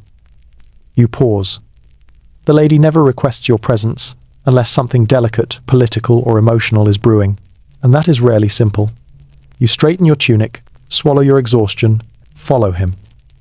Because next you enter the room where noble decisions grow quietly like storms. And you must tread lightly. You follow the steward through the corridor, your footsteps echoing lightly in a rhythm that feels too formal for your exhausted bones. Every time the lady of the castle summons a servant by name, it means one of 3 things. Something delicate needs arranging. Something delicate has already gone wrong. Something delicate will go wrong unless you intervene with all the quiet grace you can muster. None of these options promise an easy afternoon. The steward stops before the solar door and knocks softly, a respectful, almost reverent sound. A calm voice from inside answers, "Enter." He opens the door part way, gestures for you, then closes it behind you as you step through. The solar looks different now, warmer, brighter, occupied. The fire crackles steadily in the hearth. Fresh sunlight spills across the rugs. Several scrolls lie open on the table, weighted down with smooth river stones. And the lady herself sits near the window on a cushioned bench, her posture straight, her expression thoughtful. She turns to you with a small, sincere smile. "Thank you for coming." You bow deeply. "My lady." She gestures to a small stool near her, one that's just comfortable enough to show courtesy, but not so comfortable that you'll forget your place. You sit, hands resting quietly in your lap, aware that every movement must be careful in a room like this. The lady gazes out the window for a moment, watching the courtyard below. Merchants are still unpacking goods. Guards patrol the walls. A couple of children chase each other near the well. Life continues, unaware of whatever weight sits in this room. Finally, she speaks. "You saw the rider who arrived." You nod. She brought news, not yet public, but it will shape the coming days. You keep your expression neutral, a skill you have honed to an art. Nobles often speak, as though servants are invisible, yet expect them to absorb every nuance. The lady continues, lowering her voice. "There are tensions brewing between our lord and a neighboring estate. Negotiations may take place here." She pauses. Possibly disputes, possibly opportunities. You nod again, because servants must nod at political matters, even when they want to crawl under a table and pretend they can't hear anything that sounds like negotiation. Her gaze softens slightly. This household must appear organized, calm, dignified. And the staff must reflect the same. You straighten a bit. "I chose you because you've shown care," she says. "Consistency. Quiet diligence." She offers a faint smile. "And because the steward speaks well of you." You try not to look too surprised. The steward's compliments are rarer than gold-plated geese. She rises and walks to the table, lifting a small carved box, the one you straightened earlier. She opens it and reveals a collection of fine sewing tools. Small scissors, needles, spools of dyed thread. "I need someone steady-handed," she says, "to prepare a set of fresh linens for the negotiation chamber. The embroidery must be neat. Clean lines, no fraying." You swallow. Embroidery is not difficult, but it's delicate. And delicacy tends to crumble under pressure, especially the kind generated by nobles who expect perfection at all hours, even when perfection is busy taking a nap. She sets the box into your hands. "Take these," she says. "Go to the upper gallery. Work where there is good light. I trust you." You bow again, the box warm against your palms. "Yes, my lady." Before you rise, she adds something more, something unexpected. "And if you hear anything among the servants, anything about morale or concerns, bring it to me quietly." Her gaze meets yours with surprising clarity. A household works best when we listen. This is delicate, almost political, definitely dangerous if handled wrong. "Of course, my lady," you say softly. She nods, satisfied, and dismisses you with a gentle wave. As you slip out of the solar, you exhale a slow, controlled breath. Your hands feel unexpectedly warm. Your thoughts tumble in cautious spirals. You head toward the upper gallery, a long corridor with broad windows, excellent sunlight, and a series of small tables used for letters, mending, and quiet tasks. It's peaceful here, high enough above the courtyard that you can observe without being pulled in. You sit at one of the tables, set down the sewing box, and open a folded stack of linen cloths. They're pristine, pale, neatly woven. The kind of fabric no servant ever touches unless they're preparing it for someone significantly more important. You thread a needle carefully. The thread is dyed deep blue, likely using woad or indigo. It smells faintly of herbs from the dyeing process. Your major historical fact for this section slides into place.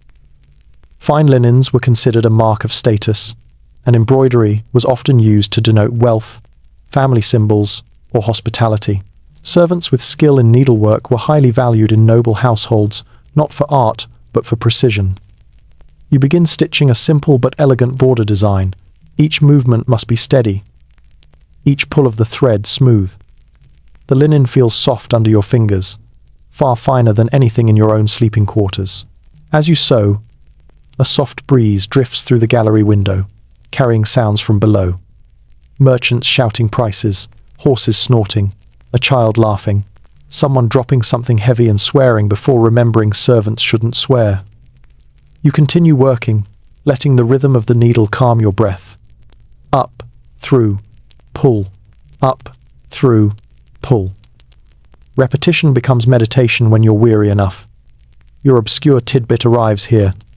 Some medieval households believed certain embroidery patterns protected against bad luck, even against betrayal. Interlocking knots, geometric patterns, or tiny stitch charms were sometimes hidden in hems. Historians still debate whether these stitches were intentional symbols of protection or just decorative trends misinterpreted by later scholars. You smooth the linen, admiring the emerging pattern. Then, you hear footsteps.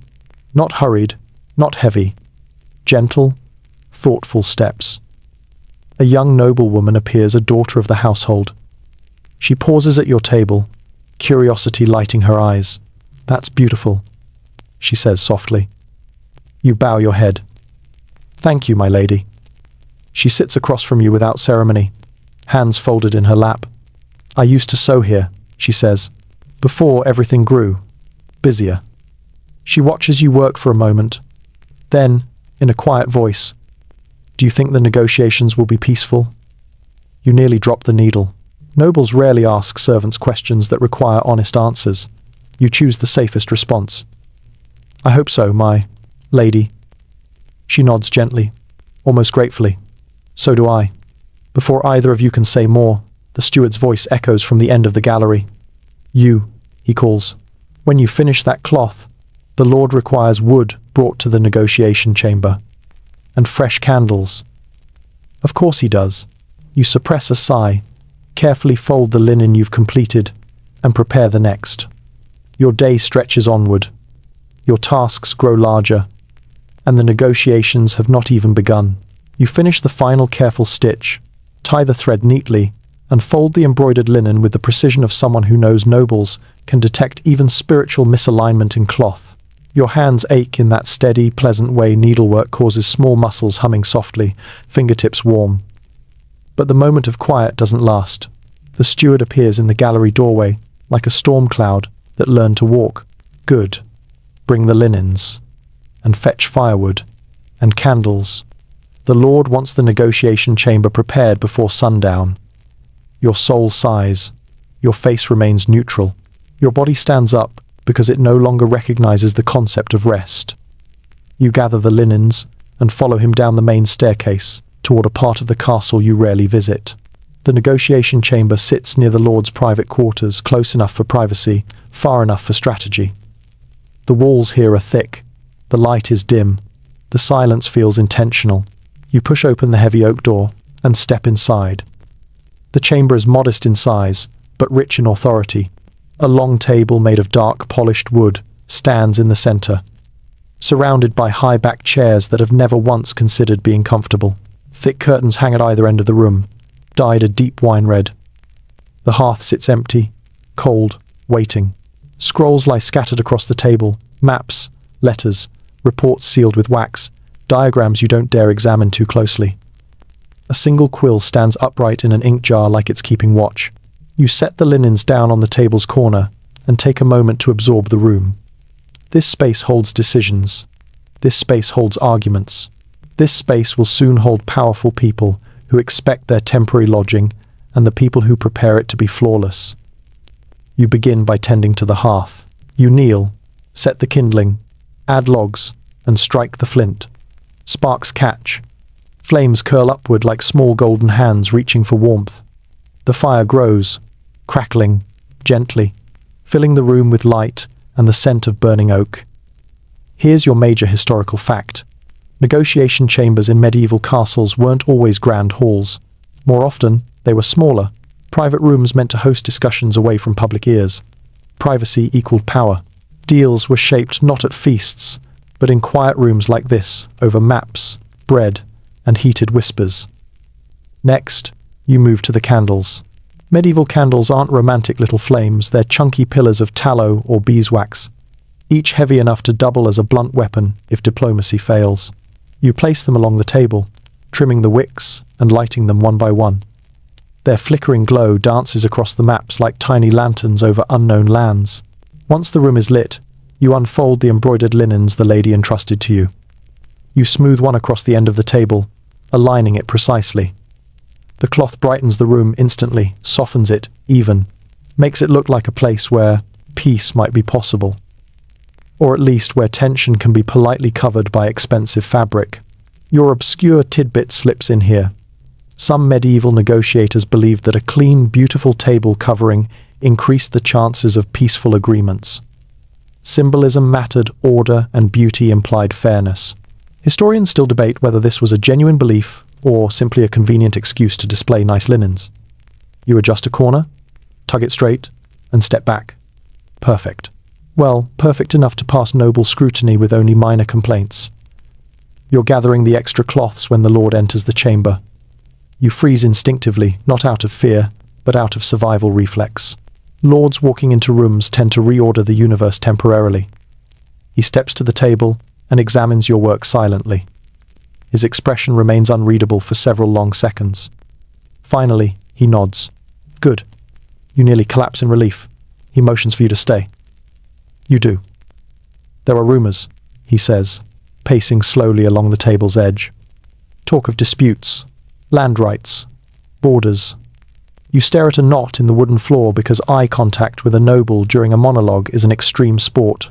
My visitors, he continues, may come expecting concessions, or expecting victory, or expecting hospitality while preparing to make demands. His tone tightens. Either way, this house must show strength. You nod. He stops pacing. You attending the guest chambers earlier? Yes, my lord. And the solar? Yes, my lord. He studies you with the thoughtful look of someone evaluating a piece on a chessboard. You pay attention, he says.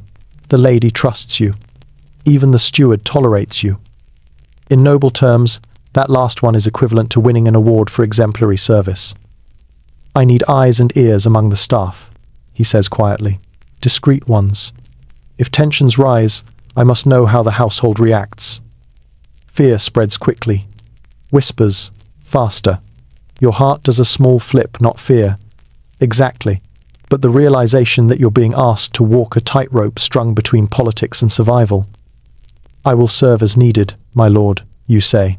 He nods once. Good. He gestures toward the hearth. Add another log. You do.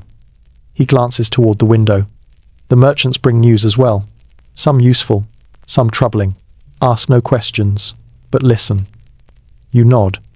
He steps toward the door but stops halfway. And prepare more candles. Tonight will be long. When he leaves, the room becomes quiet again except for the fire's steady popping, which sounds suspiciously like applause for your continued endurance. You gather your tools, your mind heavier from the conversation. You've now been asked by both lord and lady to observe, listen, and tread carefully through the castle's shifting tension. A servant's life is usually predictable, tedious, exhausting, but predictable. Not today.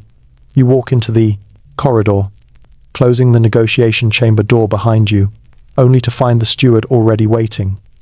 Good, he says, because that's apparently his only adjective. Now the laundry still needs sorting, and after that the lower hall must be readied. He pauses.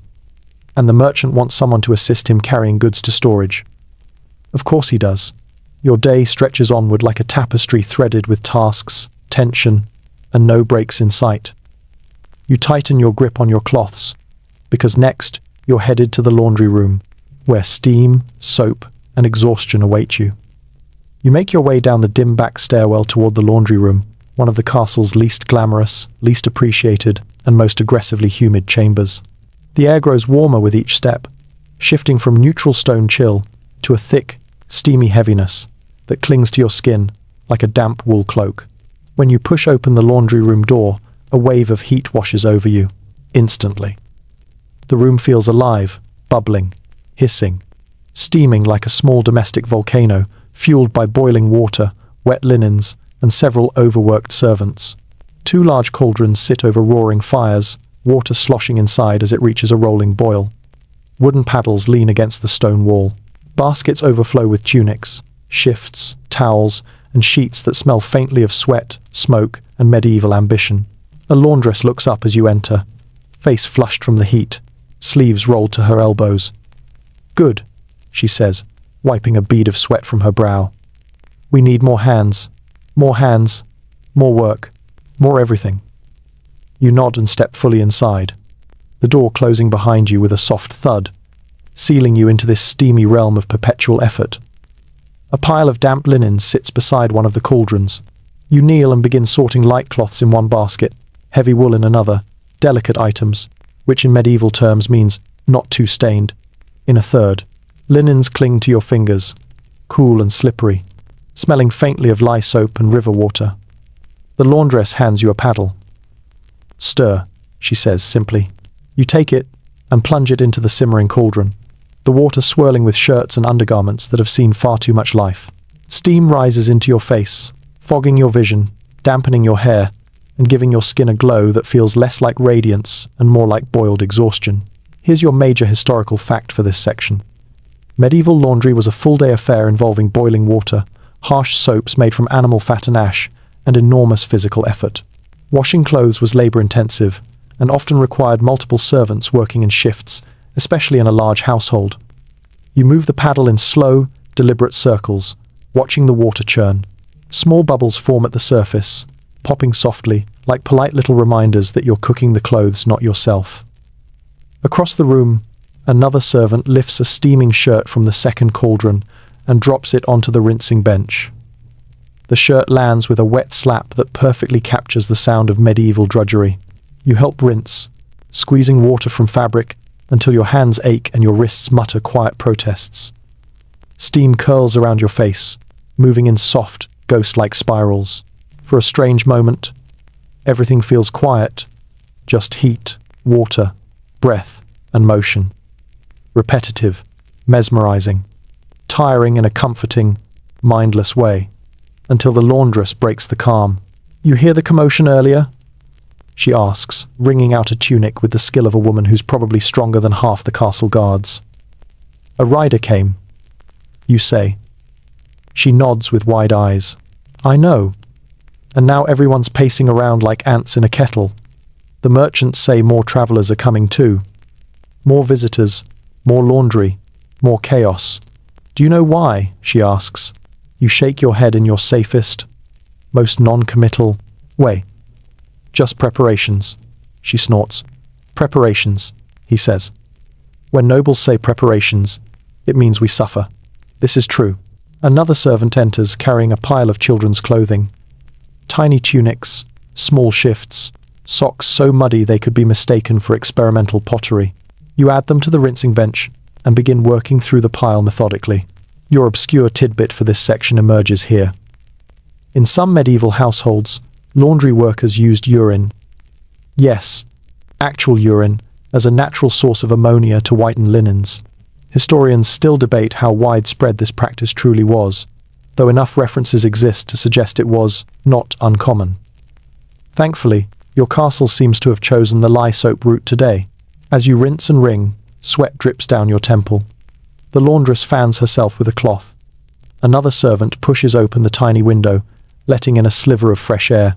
The breeze mixes with the steam, creating a swirling cloud that looks almost magical if you squint and forget every other part of your life.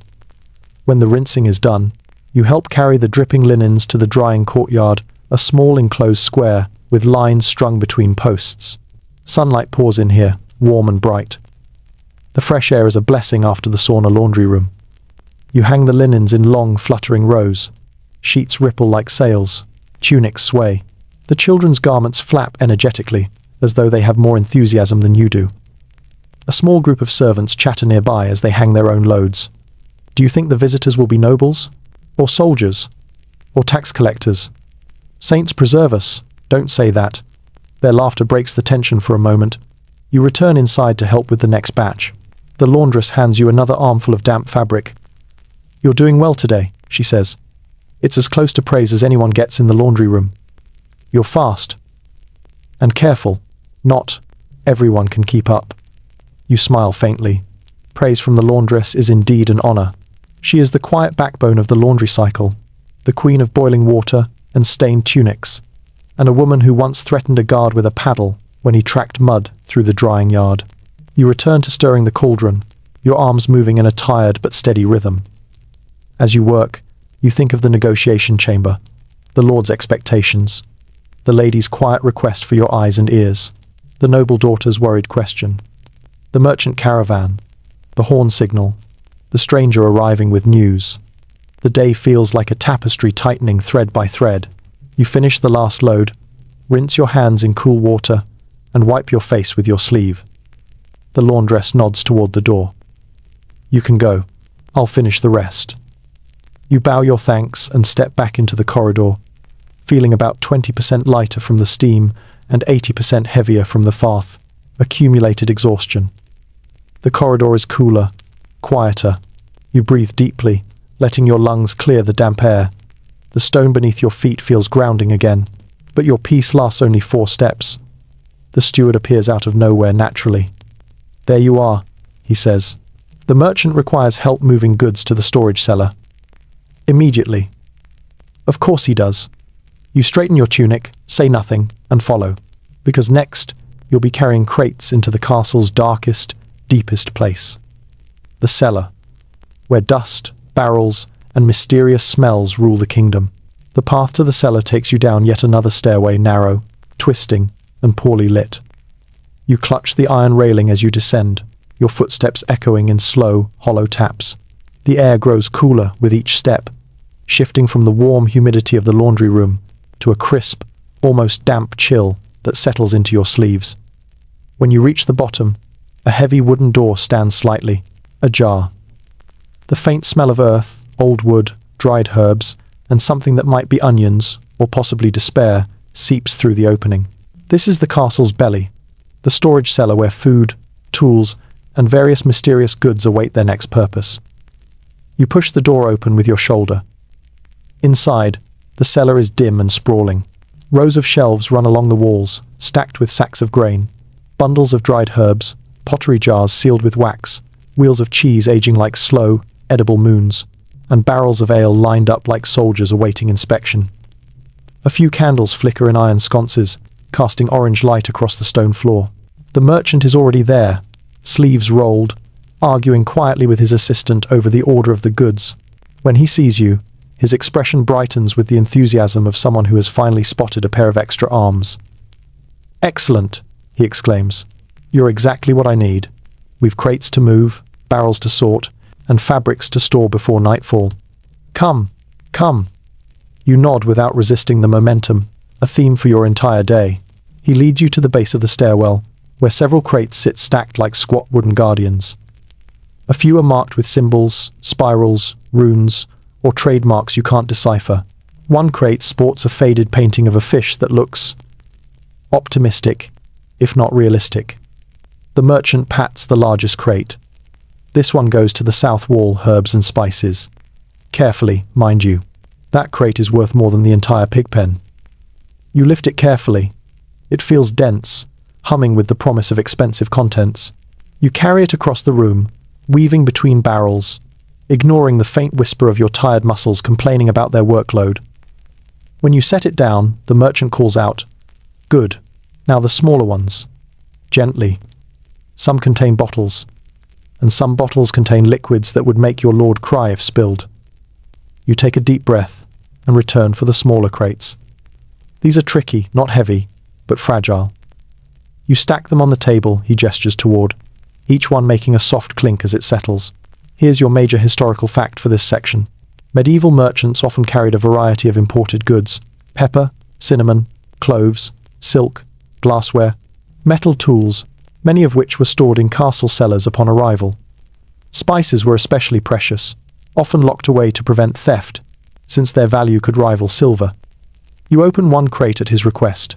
Inside rest several clay jars sealed with wax. The merchant lifts one reverently, as though cradling a newborn treasure.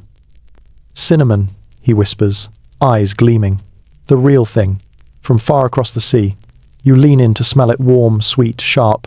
The scent hits you like a whisper from another world. A world with different weather, different markets, different exhaustion levels. You set the jars on the shelf the merchant indicates. Next comes the fabric. He pulls out bolts of cloth dyed in shades of blue, red, and green. You help unroll them gently, revealing patterns that ripple like water. Woad dyed blue, Madder-dyed red, well-dyed yellow. Natural, earthy, vibrant. Place them on that upper shelf, he says. Upper shelf. Of course. The one slightly above your comfortable reach. You stretch on your toes, balancing the fabric carefully, sliding it into place. The merchant nods approvingly. You've a steady hand, he observes. Not all servants handle fine cloth with such care. You offer him a polite half-smile, keeping your humility intact. Merchants have a way of making compliments feel like negotiations. You both return to the stairbase, where only one crate remains a peculiar one, bound with leather straps instead of rope.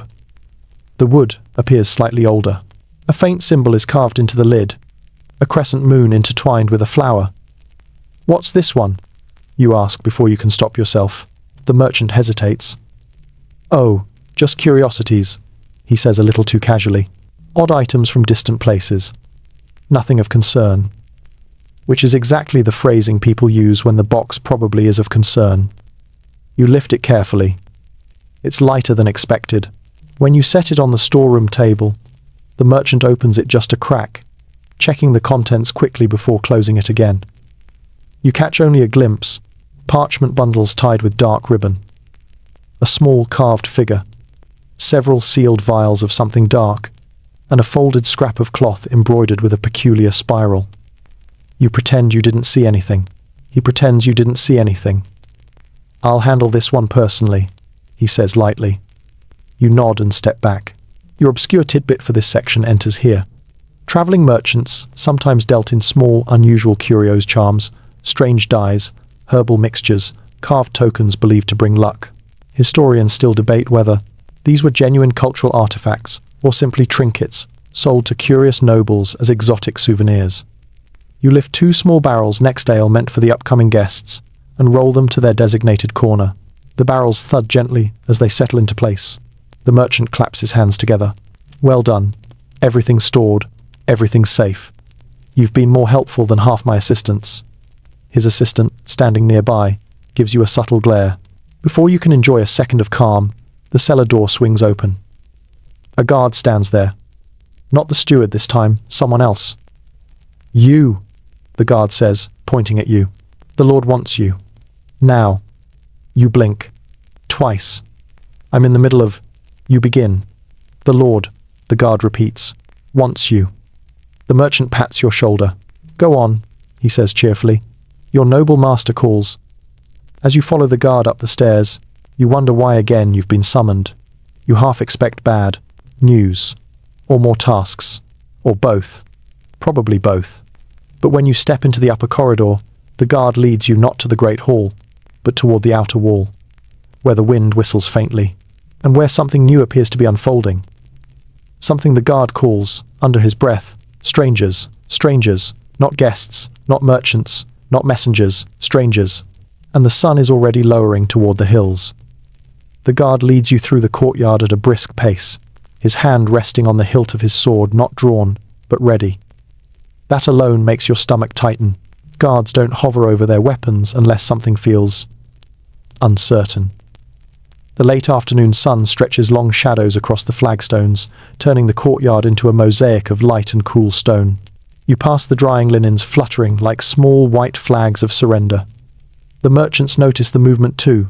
Their chatter dims. A few guards hurry toward the battlements. You follow the guard up the narrow flight of stone steps, climbing until the wind brushes your face with a chill that smells of distant pine, damp moss, and the faint smoke of cooking fires from the nearby village below. At the top, you emerge onto the outer wall. The view makes your breath catch not because it's beautiful. It is. But because it's clearer than ever that the world beyond this stone fortress still moves, shifts, and knocks on your lord's door whether he invites it or not. Over there, the guard says, pointing. You follow his gesture to a small group approaching along the winding road. 4 figures, walking rather than riding. They move steadily, but not hurriedly.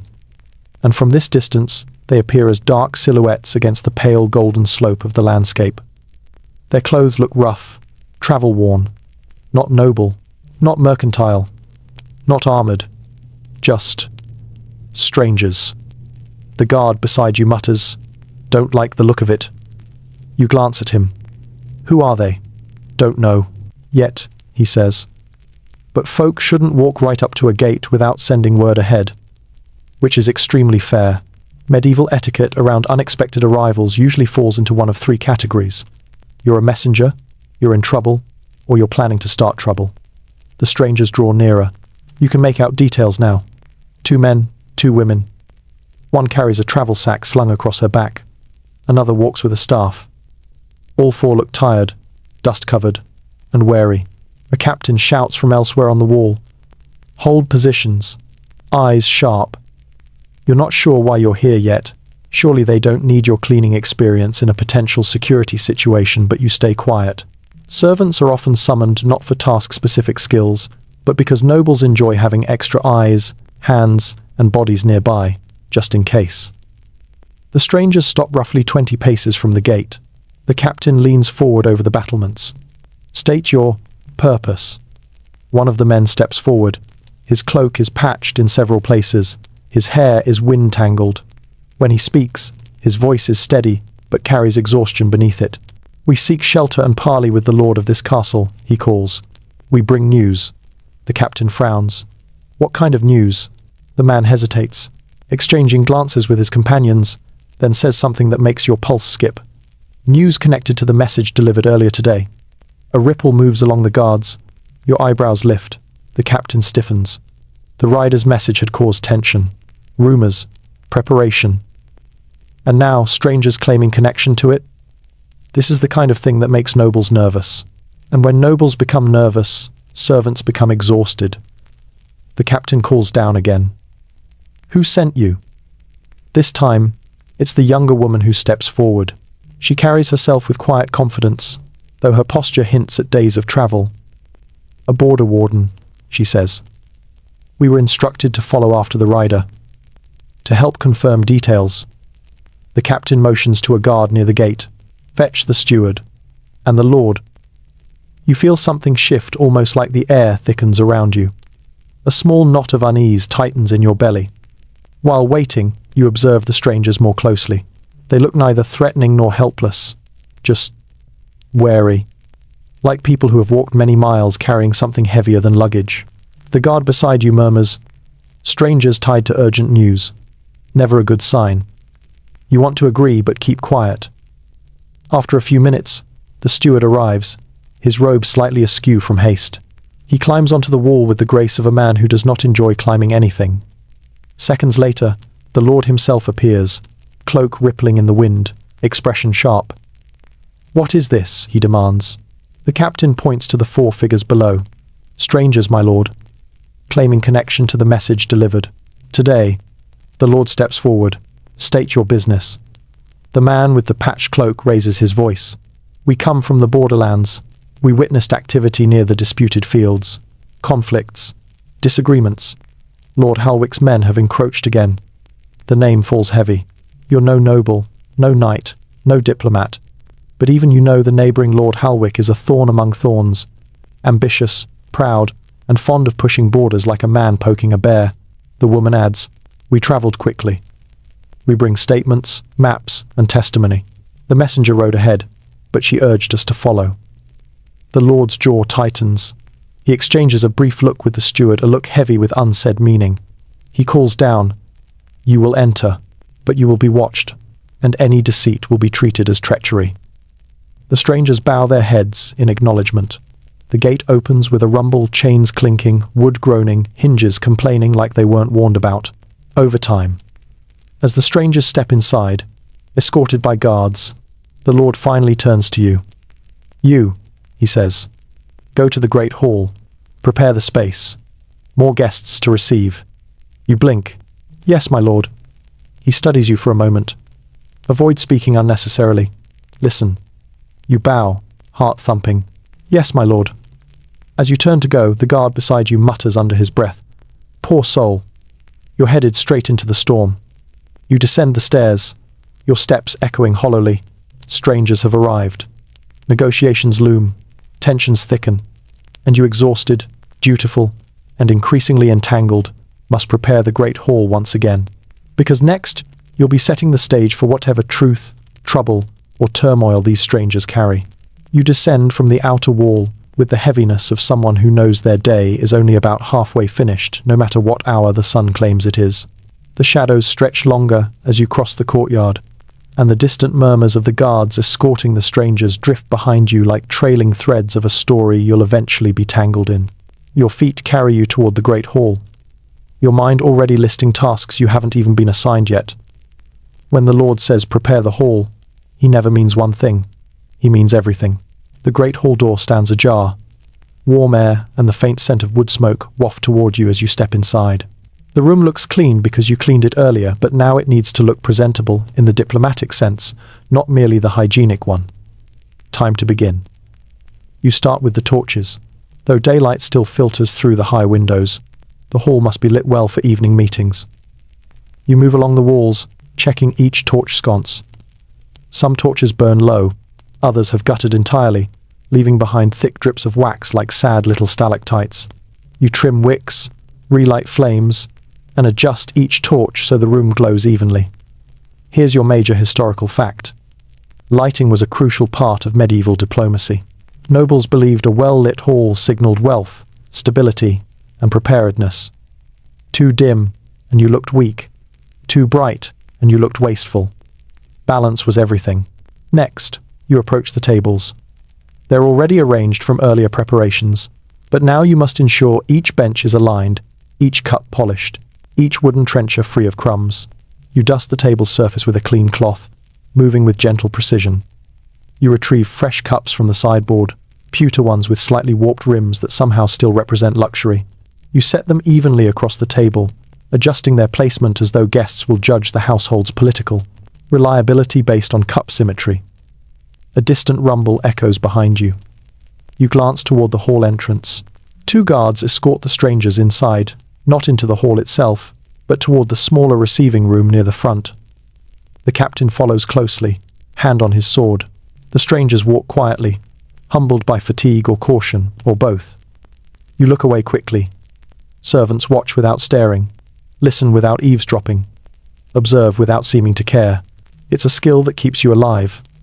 You fetch a set of candles next, fat beeswax ones reserved for important meetings. Their golden glow is warm, steady, and decidedly expensive. You place them along the table, spacing them evenly, using a bit of melted wax to secure them in place so they won't topple during tense discussions. Nothing ruins diplomacy like a table fire. Your obscure tidbit for this section drifts into the narrative here. Some medieval halls sprinkled dried rosemary or juniper on their hearth fires before negotiations, believing the scented smoke purified the air and calmed heated tempers. Historians still debate whether this truly influenced negotiations or simply masked the smell of nervous nobles. You consider adding herbs but decide to wait for direct orders. You don't need to accidentally fumigate the hall without permission. Next, the benches. You straighten each one, tugging them neatly under the table. It's tedious, but nobles notice if a bench is askew by a fraction of an inch.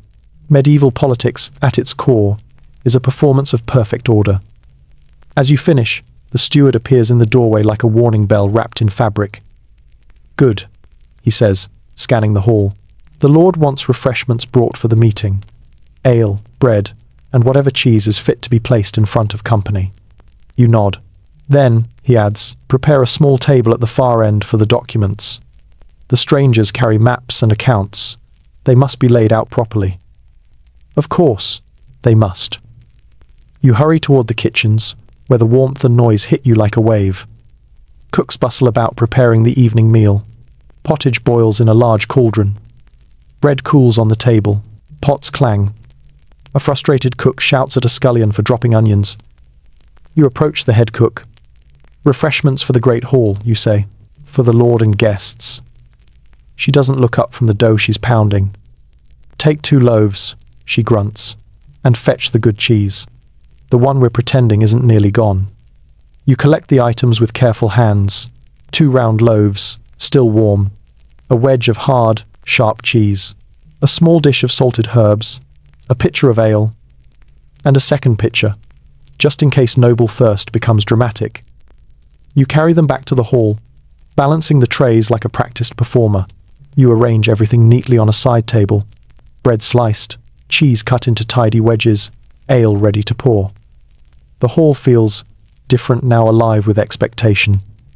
A tremor of tension runs through the air, subtle but unmistakable. The quiet kind of tension that precedes truth or conflict or both at once. The steward returns with a stack of clean parchment sheets. "Place these at the end table," he instructs. "And bring ink and quills. Discussions will be recorded." You nod and fetch the writing supplies. In a jar of ink as dark as the cellar, 2 goose-feather quills, a small sand shaker for drying wet ink. You lay them out carefully beside the blank parchment. The steward steps closer and lowers his voice. "The Lord relies on silence from you tonight. Do your work. Observe. Speak only when spoken to." You nod again, because nodding is your best friend. As he exits, the door opens wider. The Lord enters the hall. He is followed by guards, the steward, and the 4 strangers. Their faces are drawn, their clothes dusty, their demeanor tense but not hostile. They look like travelers, who've carried a long truth and are finally placing it down. The Lord gestures toward the table. "Refreshments. Sit." He notices you at the side. "Stay nearby," he says. Your heart thumps. "Yes, my lord." You step into your position. Present, silent, attentive. The strangers sit. The Lord sits. The steward stands behind him. A long, quiet beat stretches across the hall, heavy as stone. Then the leader of the strangers speaks. "My lord," he says, "we bring news from the border, not rumors." The Lord leans forward. "Speak." The stranger opens a satchel and withdraws a folded map. And just like that, your day takes another turn. Not toward chores, not toward laundry, but toward witnessing something larger than you, something that might shift the fate of this castle. And you are standing close enough to see every movement, every breath, every flicker of tension. Because next you will watch truths unfold across parchment. The great hall settles into a tense stillness as the stranger carefully unfolds the map on the polished table. The parchment crackles softly, its creases catching the candlelight like veins in pale skin. You stand a short distance behind the Lord's chair, close enough to see every detail, yet invisible enough to be ignored, exactly where a medieval servant is safest. The map spreads wide. Inked lines mark forests, rivers, hills, and most importantly, the disputed borderlands between your lord's domain and Lord Halwick's. The ink is still dark and fresh in some places, suggesting recent additions. The stranger presses small stones onto the corners to keep it flat. His hands are rough, fingertips stained with dust and travel. When he speaks, his voice is steady but edged with urgency. "My lord, this is the land near the 3 Pines crossing. Your boundary runs here." He taps a line. "But Lord Halwick's men have moved this marker twice." He points to a second line drawn in faint red ink. Murmurs ripple through the guards. The steward stiffens. The Lord leans forward, eyes narrowing with the calculation of a man already imagining the consequences. "And your proof?" he asks, calm on the surface, tightly coiled beneath. The second woman steps forward. She places a sealed packet beside the map, a bundle of thin wooden markers wrapped in cloth. "Boundary posts," she explains. "Pulled from the earth. Halwick's crest carved beneath the new paint." The steward inhales sharply. The Lord's jaw tightens. You keep your face still, though inside a small wave of "oh no" rolls through you. Shifting boundary markers isn't just rude, it's an accusation, a provocation, an invitation to conflict, wrapped in a thin veneer of plausible deniability. The strangers continue. "We spoke to farmers in the lower valley," the younger man adds. "They say Halwick's men have been taking livestock, claiming the land now belongs to their lord." Your stomach twists. Even a servant knows this sort of tactic. If you control the land, you control the food. And if you control the food, you control the people. The Lord asks quietly, "How many farms affected?" "7, the man replies. And more growing uneasy. The hall darkens slightly as a cloud crosses the sun outside, casting long shadows over the table. The candles glow stronger against the sudden dimness, turning the meeting into something that feels half political, half ritual. Your major historical fact for this section arrives here. Territorial disputes in the Middle Ages were often triggered by ambiguous borders and shifting markers. Even a few feet of land could spark conflict if it controlled grazing fields, river access, or trade routes. Many disputes began with small acts like moving markers that escalated quickly. The Lord places both hands on the table. "What does Halwick intend?" he asks. The strangers exchange hesitant glances. The older one answers, voice lowered. "We believe he wants leverage. For negotiation. Or perhaps for expansion." That word expansion falls into the hall like a stone into deep water. Silence swells. The steward steps closer to the map, his finger tracing the disputed area with a frown that seems carved from the stone walls. "If Halwick gains this ground, he gains control of the forest road," he murmurs. "And the river bend," the Lord adds. "Trade would shift. So would power." The room feels colder, even with the fire burning. You shift your weight subtly, trying not to think about the dozens of new tasks this situation will create. More guards to feed, more chambers to prepare, more laundry, more supplies, more everything. The younger woman opens a small roll of parchment. "We spoke to people fleeing the outskirts," she says. "They say Halwick's men have been questioning villagers, demanding loyalty oaths." The Lord's expression doesn't change, but something behind his eyes does. The servant coughs softly from across the hall, quickly stifling the sound. Even the air feels cautious. The strangers step back, their story told. Their shoulders sag slightly, as though a heavy weight has finally been dropped on the table, along with all their evidence. The Lord studies the map, silent for a long, tense stretch. The candles flicker, the shadows move. The fire crackles softly, a small reminder that time hasn't frozen. Finally, he speaks. "We will not respond recklessly," he says. "If Halwick seeks leverage, he will not find it easily. But no action will be taken until we verify every detail." He turns to the steward. "Send riders to the valley, quietly, and summon our allies discreetly." The steward bows. At once. Then the Lord's gaze falls on you. You freeze. "You," he says. "Fetch the lady. Tell her the matter is more urgent than expected, and prepare the solar for extended discussion." Your heart drops a little. "Yes, my lord," he adds, "and ensure no servant spreads rumor. Silence is essential." You bow deeply. "Of course, my lord." The steward clears his throat. "One more thing," he says. "The great hall must remain ready. More meetings will follow perhaps tonight." You nod again, because that's the only safe response to anything today. Before you can leave, one of the strangers calls softly, "Wait." You turn.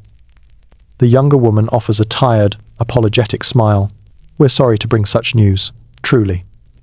You nod, offering a faint, weary smile in return.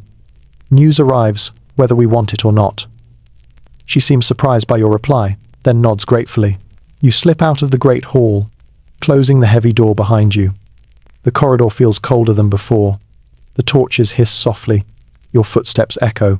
Your obscure tidbit for this section slips quietly into your thoughts.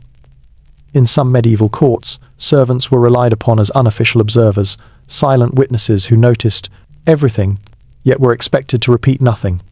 Historians still debate how often servants influence decisions by simply overhearing critical moments. And now, you are one of those silent witnesses. You inhale slowly, steadying yourself. The Lord needs the lady. The solar must be readied. The hall must remain prepared, and rumors must be avoided. Another 1,000 tasks are already forming in the castle's unseen currents. You gather yourself, straighten your tunic, and head down the corridor, because next you must deliver urgent news to the lady of the castle, and she will not take it lightly. You hurry down the corridor toward the solar, your heart drumming a steady rhythm against your ribs.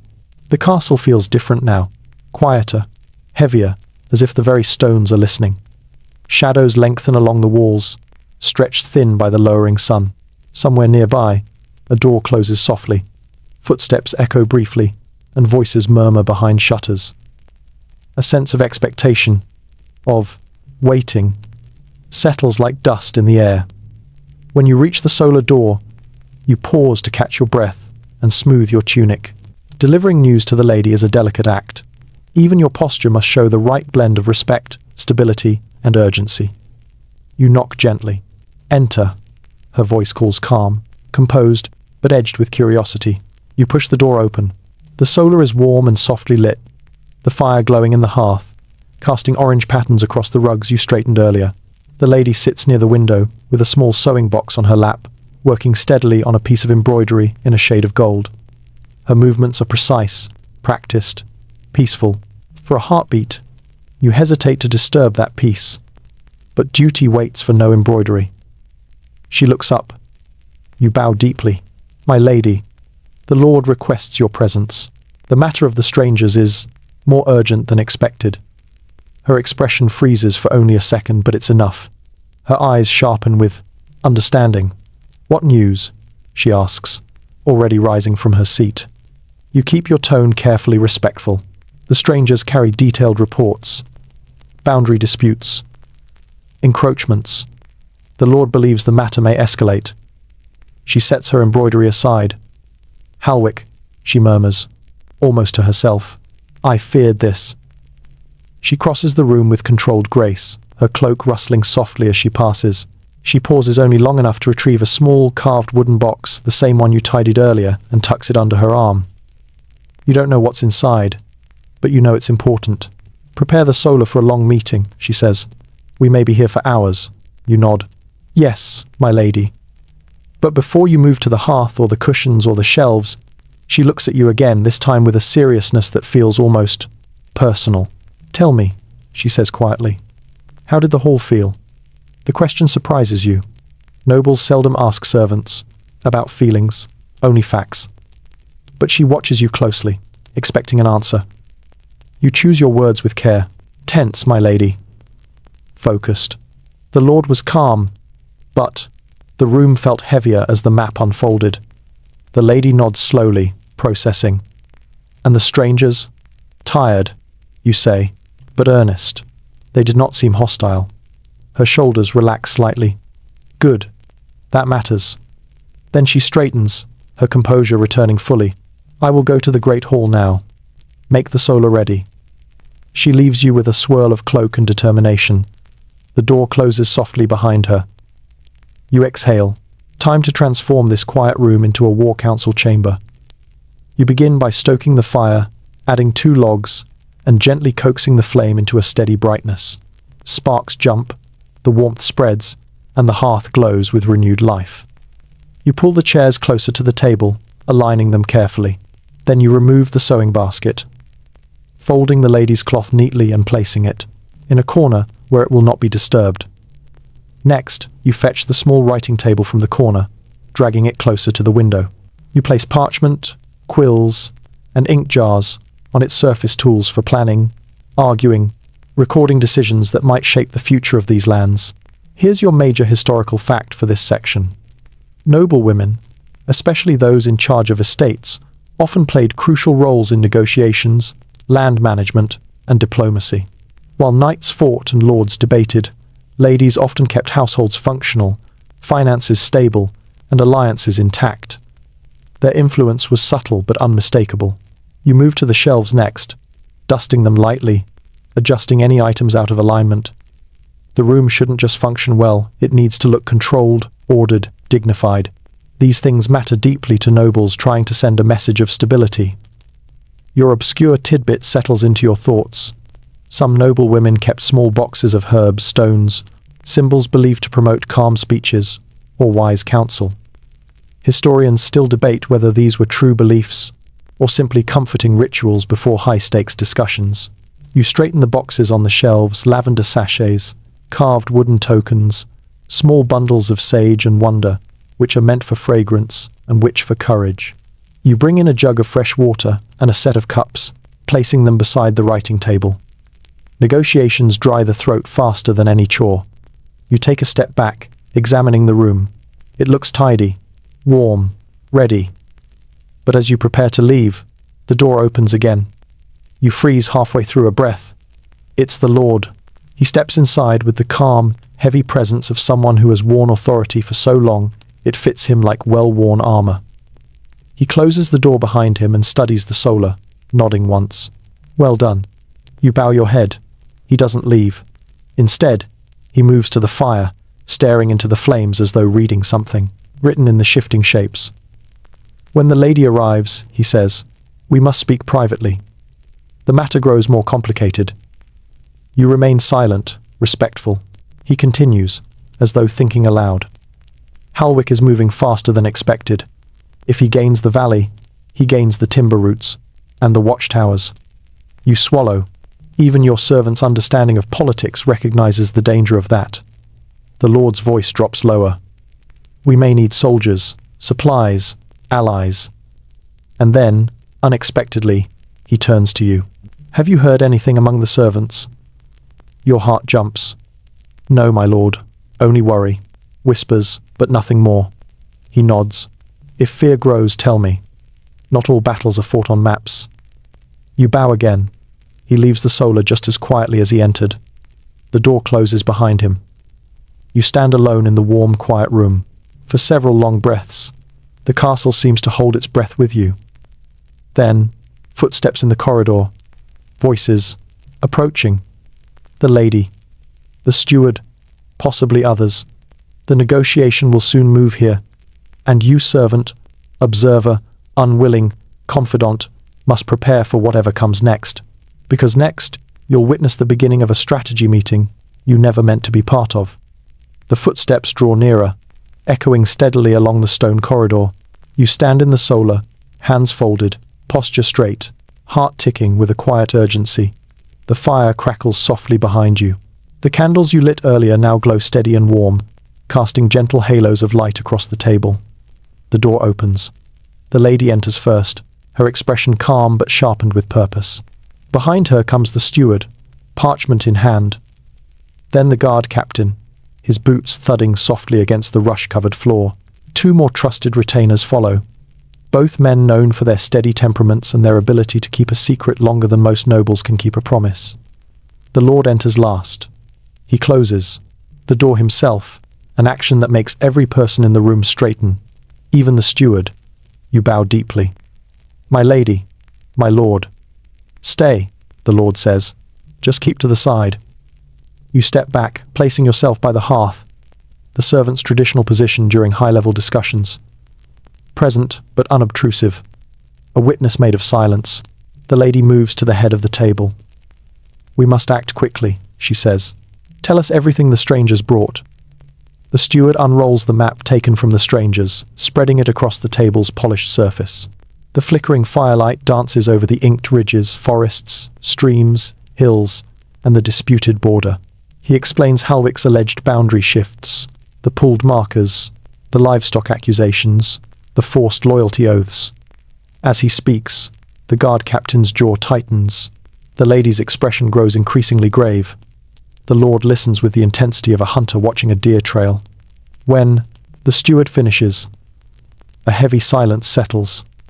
The lady breaks it. Halwick tests us. Yes, the lord replies. And if we respond without clarity, we appear weak. If we respond too strongly, we appear aggressive. The captain crosses his arms. He wants you to react. Or overreact, the lady adds. Your major historical fact for this section arrives here. Medieval power dynamics often hinged on perception. A lord who appeared indecisive could lose support. A lord who acted rashly could spark wars. Every decision had to walk the narrow line between force and diplomacy. The lord taps the map with one finger. We must confirm the truth. I've already sent riders. But we need more than information. We need positioning. The lady nods. Supplies must be inventoried. The garrison checked. Winter will be here within weeks. Any conflict will hit harder because of the cold. The steward clears his throat. Then we should increase food reserves. Salt more. Meat. Inspect the grain stores. And the well. And the weapons, the captain adds. I checked the armory earlier. Weapons are prepared. But if we need more men, we don't yet know that we do. The lady interrupts. Her voice is gentle, but the meaning is iron. The lord moves to the window, staring out at the courtyard where twilight has begun its slow descent. Torches flicker along the walls. Merchants walk with tired steps. Servants carry buckets and baskets. Guards pace the battlements with sharpened awareness. Halwick is bold, the lord says, but he is not foolish. He would not provoke, unless he desires something specific.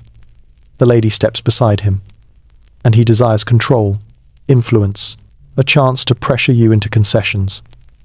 He nods. Another long silence. Then the lady turns to you. "Did you sense anything from the strangers?" she asks. "Their manner? Their sincerity?" Your pulse stumbles. You were not expecting to be questioned, directly.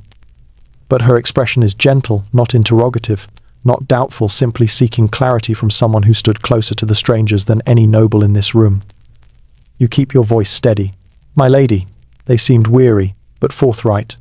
They did not speak like people hiding something. The guard captain nods slightly. Travelers who lie tend to over-explain. These didn't. The steward adds, and the physical evidence, boundary markers, aligns with their words. The lady looks thoughtful. Then we must prepare for the possibility that Halwick seeks to shift the political balance. Your obscure tidbit enters here. Medieval lords sometimes kept informal inner councils, consisting not just of nobles, but trusted servants, wives, clerks, and captains. Historians still debate how much influence these non-noble participants truly had, but many believe they played subtle, vital roles in shaping decisions. The guard captain steps forward. "My lord, if the conflict comes, we will need more men on the ridge road. It overlooks the valley and gives us vantage to see any movement." The lord nods. "And," the captain continues, "we should begin quiet drills, under the guise of winter preparation." The lady raises a brow. "Quiet drills? To avoid panic," he says simply. The lady exchanges a glance with the lord. "Wise."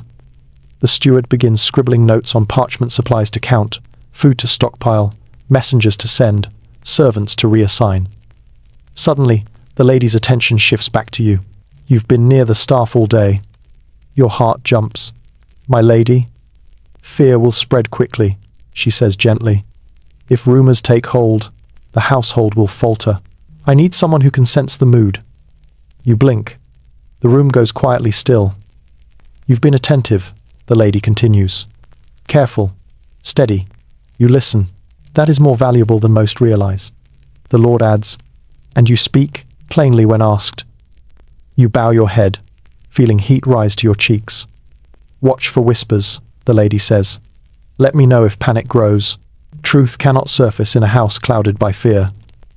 "I will, my lady," you say softly. The lord returns to the table. We wait for the riders' reports. Their word will determine the next move. "And until then?" the steward asks. "We prepare," the lady answers, quietly, thoroughly, calmly.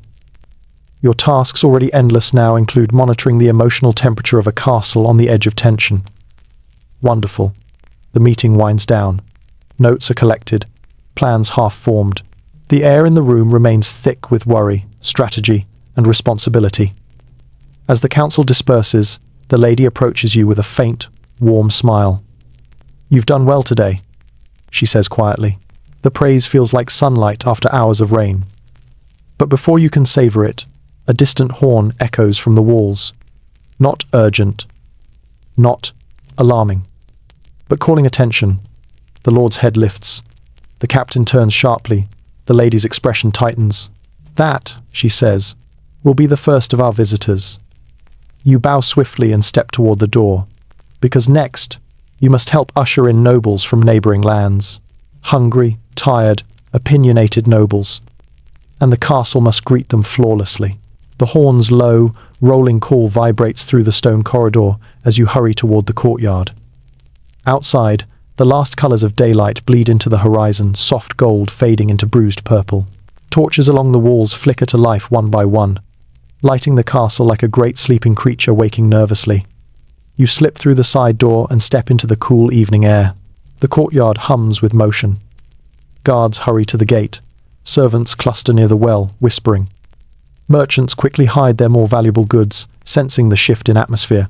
Even the chickens in the corner coop ruffle their feathers in collective anxiety. You move to stand near the great hall doors, ready for whatever the lord may need. A stable boy runs past you, breathless. "Riders," he calls. "4 of them." Moments later, the gate creaks open. The riders enter at a brisk trot, cloaks snapping behind them in the wind. Their horses, sleek, well-groomed creatures, snort clouds of white breath into the cool air. Lantern light gleams off the riders' saddlebags, metal buckles, and travel-worn boots. These are nobles. You can tell by the straightness of their posture, the fine wool of their cloaks, and the quiet entitlement that hangs around them like perfume. You step aside as the lord and lady appear at the edge of the courtyard. The guard captain stands just behind them, hand resting lightly on the pommel of his sword, not threatening, but ready. The first rider dismounts, landing with practiced elegance. He's tall, with dark hair pulled back, and a crest embroidered in silver on his cloak. A stag with outstretched antlers, a neighboring ally of moderate power. "My lord," he says, bowing deeply to your master, "we came as soon as your message reached us." The lord returns a respectful nod. "Your presence honors us." The second rider dismounts less gracefully, muttering curses under his breath. His cloak is fine, but his hair is chaotic, and his boot nearly catches in the stirrup. You resist the urge to step forward to help. Nobles often take offense when their dignity is rescued by someone who earns less than their horse. The third and fourth riders climb down, one older, one young, both alert, eyes sharp. The lady greets them with polite warmth. "Come inside. You must be cold from the journey." The first noble smiles tightly. "Colder than the news we bring, I suspect." A ripple of unease moves through the courtyard. You can practically feel the castle bracing itself. The lord gestures. "We've prepared the hall." As the nobles follow him, you fall in behind them, staying out of their way but within reach of any task. The great hall doors groan open, spilling warm firelight across the courtyard like a welcoming spill of gold. Inside, the hall is exactly as you left it, clean, bright, perfectly arranged. You take a small measure of pride in that. It might be the last warm feeling you experience today. The nobles step in, shaking off their cloaks. A servant collects their gloves. Another takes their horses to the stable. You move quickly to pour ale into their cups before they even ask. Your major historical fact for this section unfolds here. Noble guests arriving on short notice often signaled political urgency. Castles kept specific rooms and supplies in reserve for such visits. Hospitality during tense times wasn't just courtesy, it was strategy. To host well was to show power. You hand a cup to the first noble. He accepts it with a nod that suggests he noticed your smooth timing. "Efficient household," he murmurs. You bow. It's the closest thing to a compliment you'll get from him. The nobles settle around the table. Bread and cheese are passed around. The fire snaps loudly in the hearth. A warm glow blankets the hall, though underneath it, tension simmers like a pot just shy of boiling. The lord gestures to the strangers still seated quietly at a side table. There, reports arrived earlier today. We await confirmation from our riders. The nobles lean forward, interest sharpening their faces. "What news?" one asks. The steward unfolds the map again, placing it on the table. Candles flicker across its surface like tiny stars marking dangerous terrain. "Boundary markers moved," he explains. "Livestock taken, villagers pressured, border claims redrawn without cause." The nobles exchange grave looks. One taps the map sharply. "Halwick grows bolder." Or desperate, another adds. The young noble, barely older than 17, frowns. "My father always said Halwick acts like a man waiting for an excuse to be angry." A hollow chuckle circles the table. You stand near the wall, silent, attentive. The lady joins the circle, her voice calm. "We will not respond rashly, but we must be prepared." The nobles nod.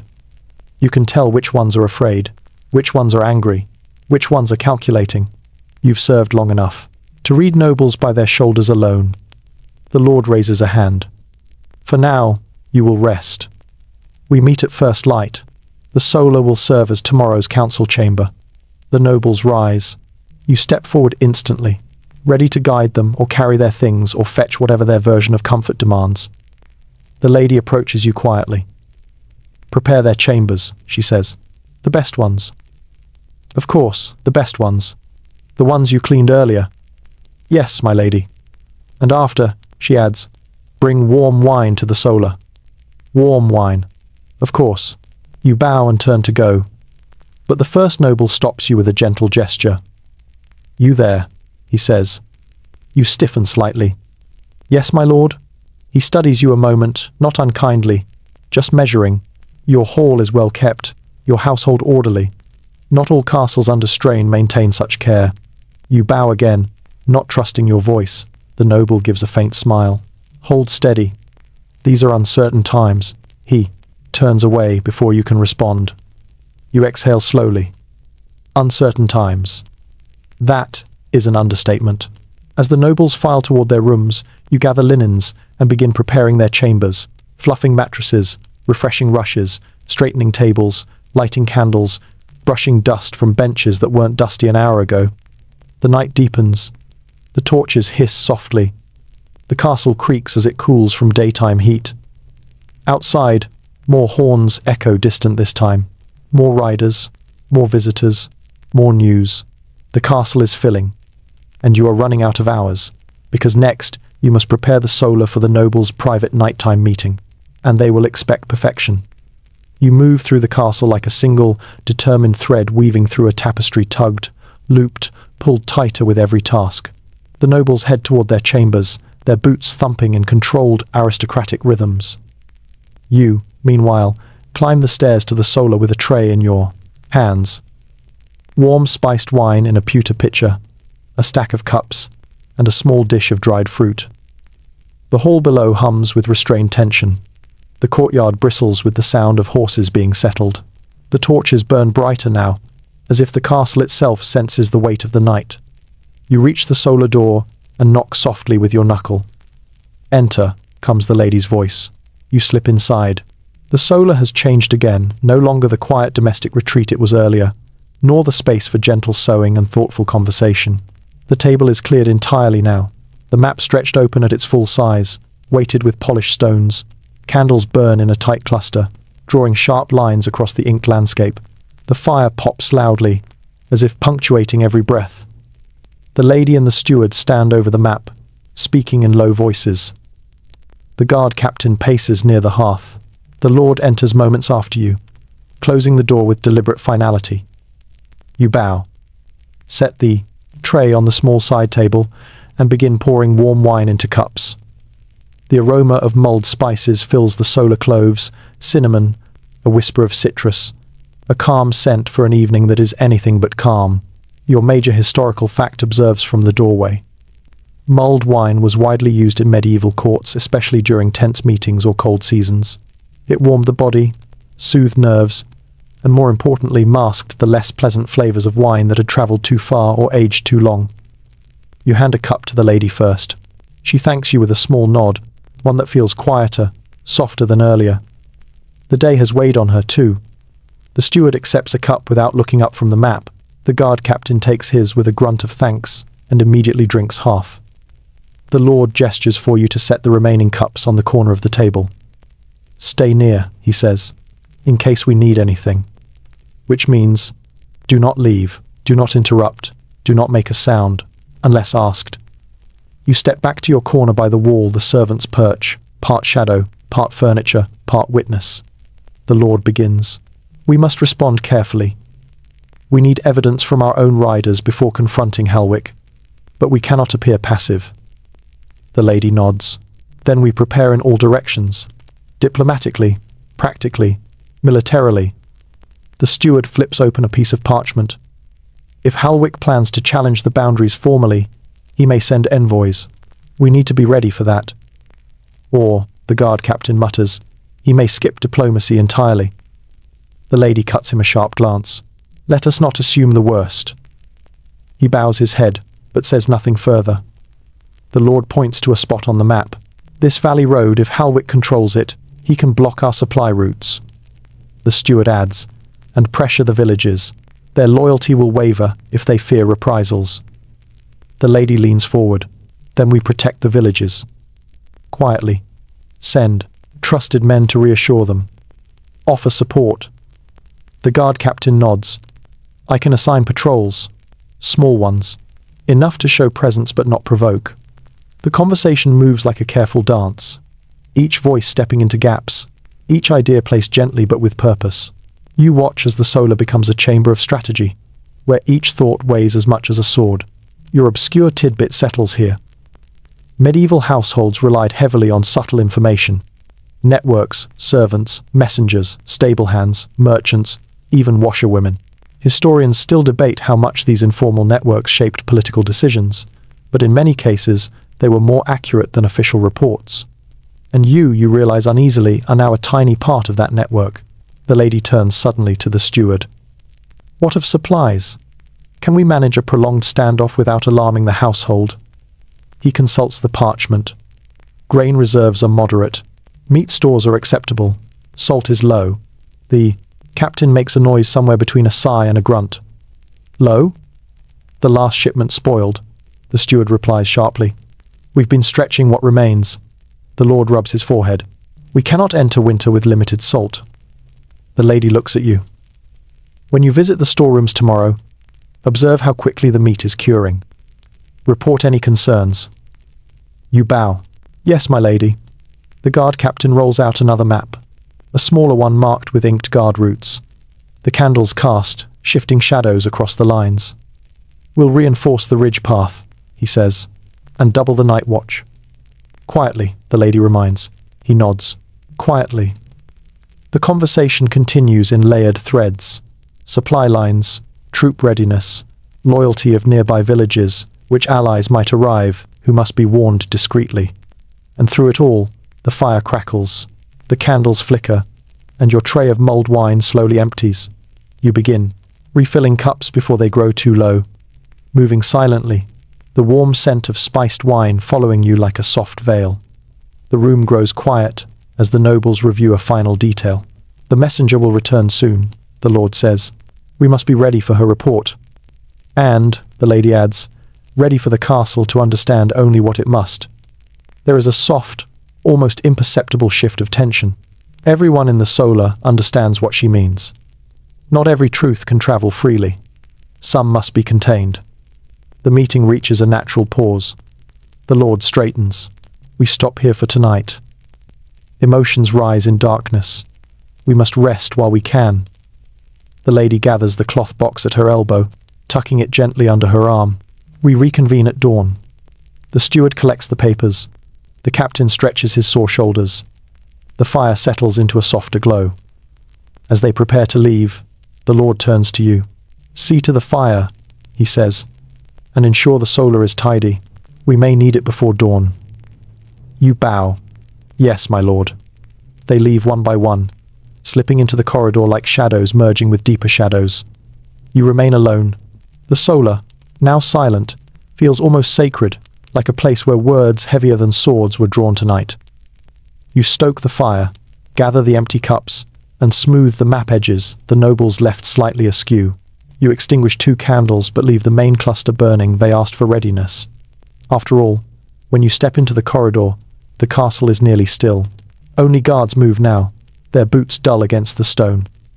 Your day has been long, your tasks endless, your mind stretched thin between duty and observation. And yet tomorrow promises even more, because next the messenger will return, and whatever she brings will shape the final direction of this long, weary day. The castle lies under a thin veil of fog when you step out into the courtyard at first light. The sky is washed in pale silver, the air cold enough to nip your fingers, and the stones beneath your feet carry the faint chill of early winter. A hush blankets everything, the kind of quiet that feels like the whole world is bracing for news. You move across the courtyard with a broom in hand, attempting to sweep the scattered rushes near the hall entrance, though your mind wanders more than your broom does. You slept barely a few hours. Few servants did. Tension has a way of keeping even exhaustion awake. Then, a horn, low, short, urgent, not the friendly call of arriving nobles, not the routine sound of merchants, a message horn. Your breath catches. The messenger is back. You straighten your spine as guards rush toward the gate, their boots echoing sharply in the courtyard. The captain appears moments later, cloak half-fastened, looking every bit like a man who slept with one eye open. "Open the gate," he commands. Chains rattle, wood groans, and through the widening gap, a lone figure emerges on, horseback, her cloak torn, her hair wild from wind and speed, her expression grave. The same messenger who arrived yesterday, but now she looks as though she has ridden through shadows themselves. Her horse stumbles slightly, foam at its mouth, sweat streaking its dark coat. The lady arrives next, her cloak clutched tight around her shoulders, breathing lightly from her haste. The lord appears seconds later, already armed not with sword or dagger, but with the posture of a man ready to make immediate decisions. The messenger dismounts, almost collapsing into the captain's steadying grip. "My lord," she says between breaths. "It's worse." The courtyard freezes. "Speak," the lord commands. She swallows hard, her eyes shining with exhaustion and something like dread. It's not only markers, not only livestock. Halwick's men have moved into the valley. They've taken 2 farms. People are fleeing through the woods. A collective gasp ripples through the prefect. Servants nearby. You grip your broom tighter. The lady steps forward gently. "Did anyone resist?" "Yes," the messenger whispers, briefly, her eyes lower. A beat of silence, and the truth lands like a stone. The steward inhales sharply. The captain's jaw clenches until his teeth must ache. The lord closes his eyes for a fleeting moment, but when he opens them, his gaze is sharp iron. "Get her water," the lady says. You set your broom aside instantly and rush to the well with a jug. The cold rope burns your hands as you lower the bucket. Fill it. Lift it. You return as fast as you can without spilling, offering the water with both hands. The messenger drinks greedily, water dribbling down her chin, then wipes her mouth with her sleeve. "Thank you," she murmurs to you. You bow your head. The lord steps closer. "How many displaced?" "At least 24, she says. "Possibly more by nightfall." The lady presses a hand to her chest. "Families? Children too," the messenger says. "They're hiding near the old mill." The captain looks to the lord. "We need to send aid." "We will," the lord replies. "But carefully. Halwick wants reaction. He wants to draw us out." The lady turns to you. "Prepare the solar again. We meet there immediately." Your stomach drops, but you nod. "Yes, my lady." Before you leave, the messenger grabs your sleeve lightly. "Tell them," she whispers, voice trembling. "Tell them the villagers begged us to hurry. They're scared." You nod solemnly. "I will." You sprint toward the solar, heart racing. The castle buzzes behind you as orders rush through the air, guards being positioned, servants gathering supplies, stable hands preparing horses. Everything is set in motion. You reach the solar, throw open the shutters to let in the early light, straighten chairs, warm the hearth, arrange parchment, ink, and quills. You refill the water jug. You add the lady's chosen herbs to the hearth, a soft rosemary scent rising. People begin to arrive. The lady, the lord, the captain, the steward, 2 nobles who rose early. The messenger follows, limping slightly. You stand to the side, invisible but essential. The lord begins without ceremony. We verify the valley reports. Then we move to secure the villagers. We will not give Halwick the provocation he wants. The captain nods firmly. "A small rescue party? 3 riders, lightly armed. Bring them here quietly." "The valley roads are watched," the messenger warns. "Then they will take the forest paths," the lord replies. Discussion swirls around the room. Supplies, winter risk, reinforcements, diplomacy, strategy. It grows louder, heavier, more urgent. You refill cups. You adjust the fire. You hand parchment when needed. Your hands move automatically, while your mind absorbs everything. By midday, a plan begins to form, but its edges are as fragile as the flame on a thin candle. The messenger rests in a corner, her head finally dipping, exhaustion overtaking her. And you lean against the wall, breath slowing, the weight of the long day pressing deep into your bones. The council ends. Commands ripple outward. The castle is preparing for change. But tonight you finally get to rest. Because after a day that stretched far beyond its seams, and now, as the long day folds gently into evening, you find yourself back in your small sleeping nook, nothing more than a straw-filled mattress, a wooden chest, and a humble blanket that smells faintly of lavender and old sunlight. The castle hums softly around you, no longer frantic, no longer bracing, just breathing in that slow, steady way stone structures do when night settles in. You sink onto your bedding, letting your weight soften into it. Your shoulders relax first, then your arms, then the tired curve of your spine. Your hands, worn from sweeping, lifting, stitching, carrying, finally become still warm and quiet against the blanket. Outside your small window, torches flicker along the walls, their light moving like slow, sleepy fireflies. Voices drift in the distance, low, muted, fading. The night air slips in, cool and gentle, brushing your cheek like a calm hand smoothing away the day.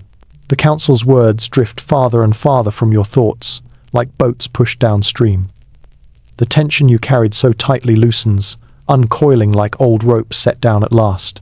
You're safe here, wrapped in the quiet edges of the castle, surrounded by stone that has seen hundreds of nights, just like this, uncertain, shifting, fragile, but always ending in rest. Your breath deepens. Your eyelids grow heavy. Each inhale smooths the edges of your thoughts. Each exhale lets them drift away. Somewhere down the corridor, a guard hums softly to himself. Somewhere in the kitchen, embers settle with a faint sigh. Somewhere above you, the wind brushes gently against the roof tiles. Everything slows. Everything softens. Everything eases towards stillness. And you finally let sleep take you, safe, warm, and ready to dream your way into a quieter world.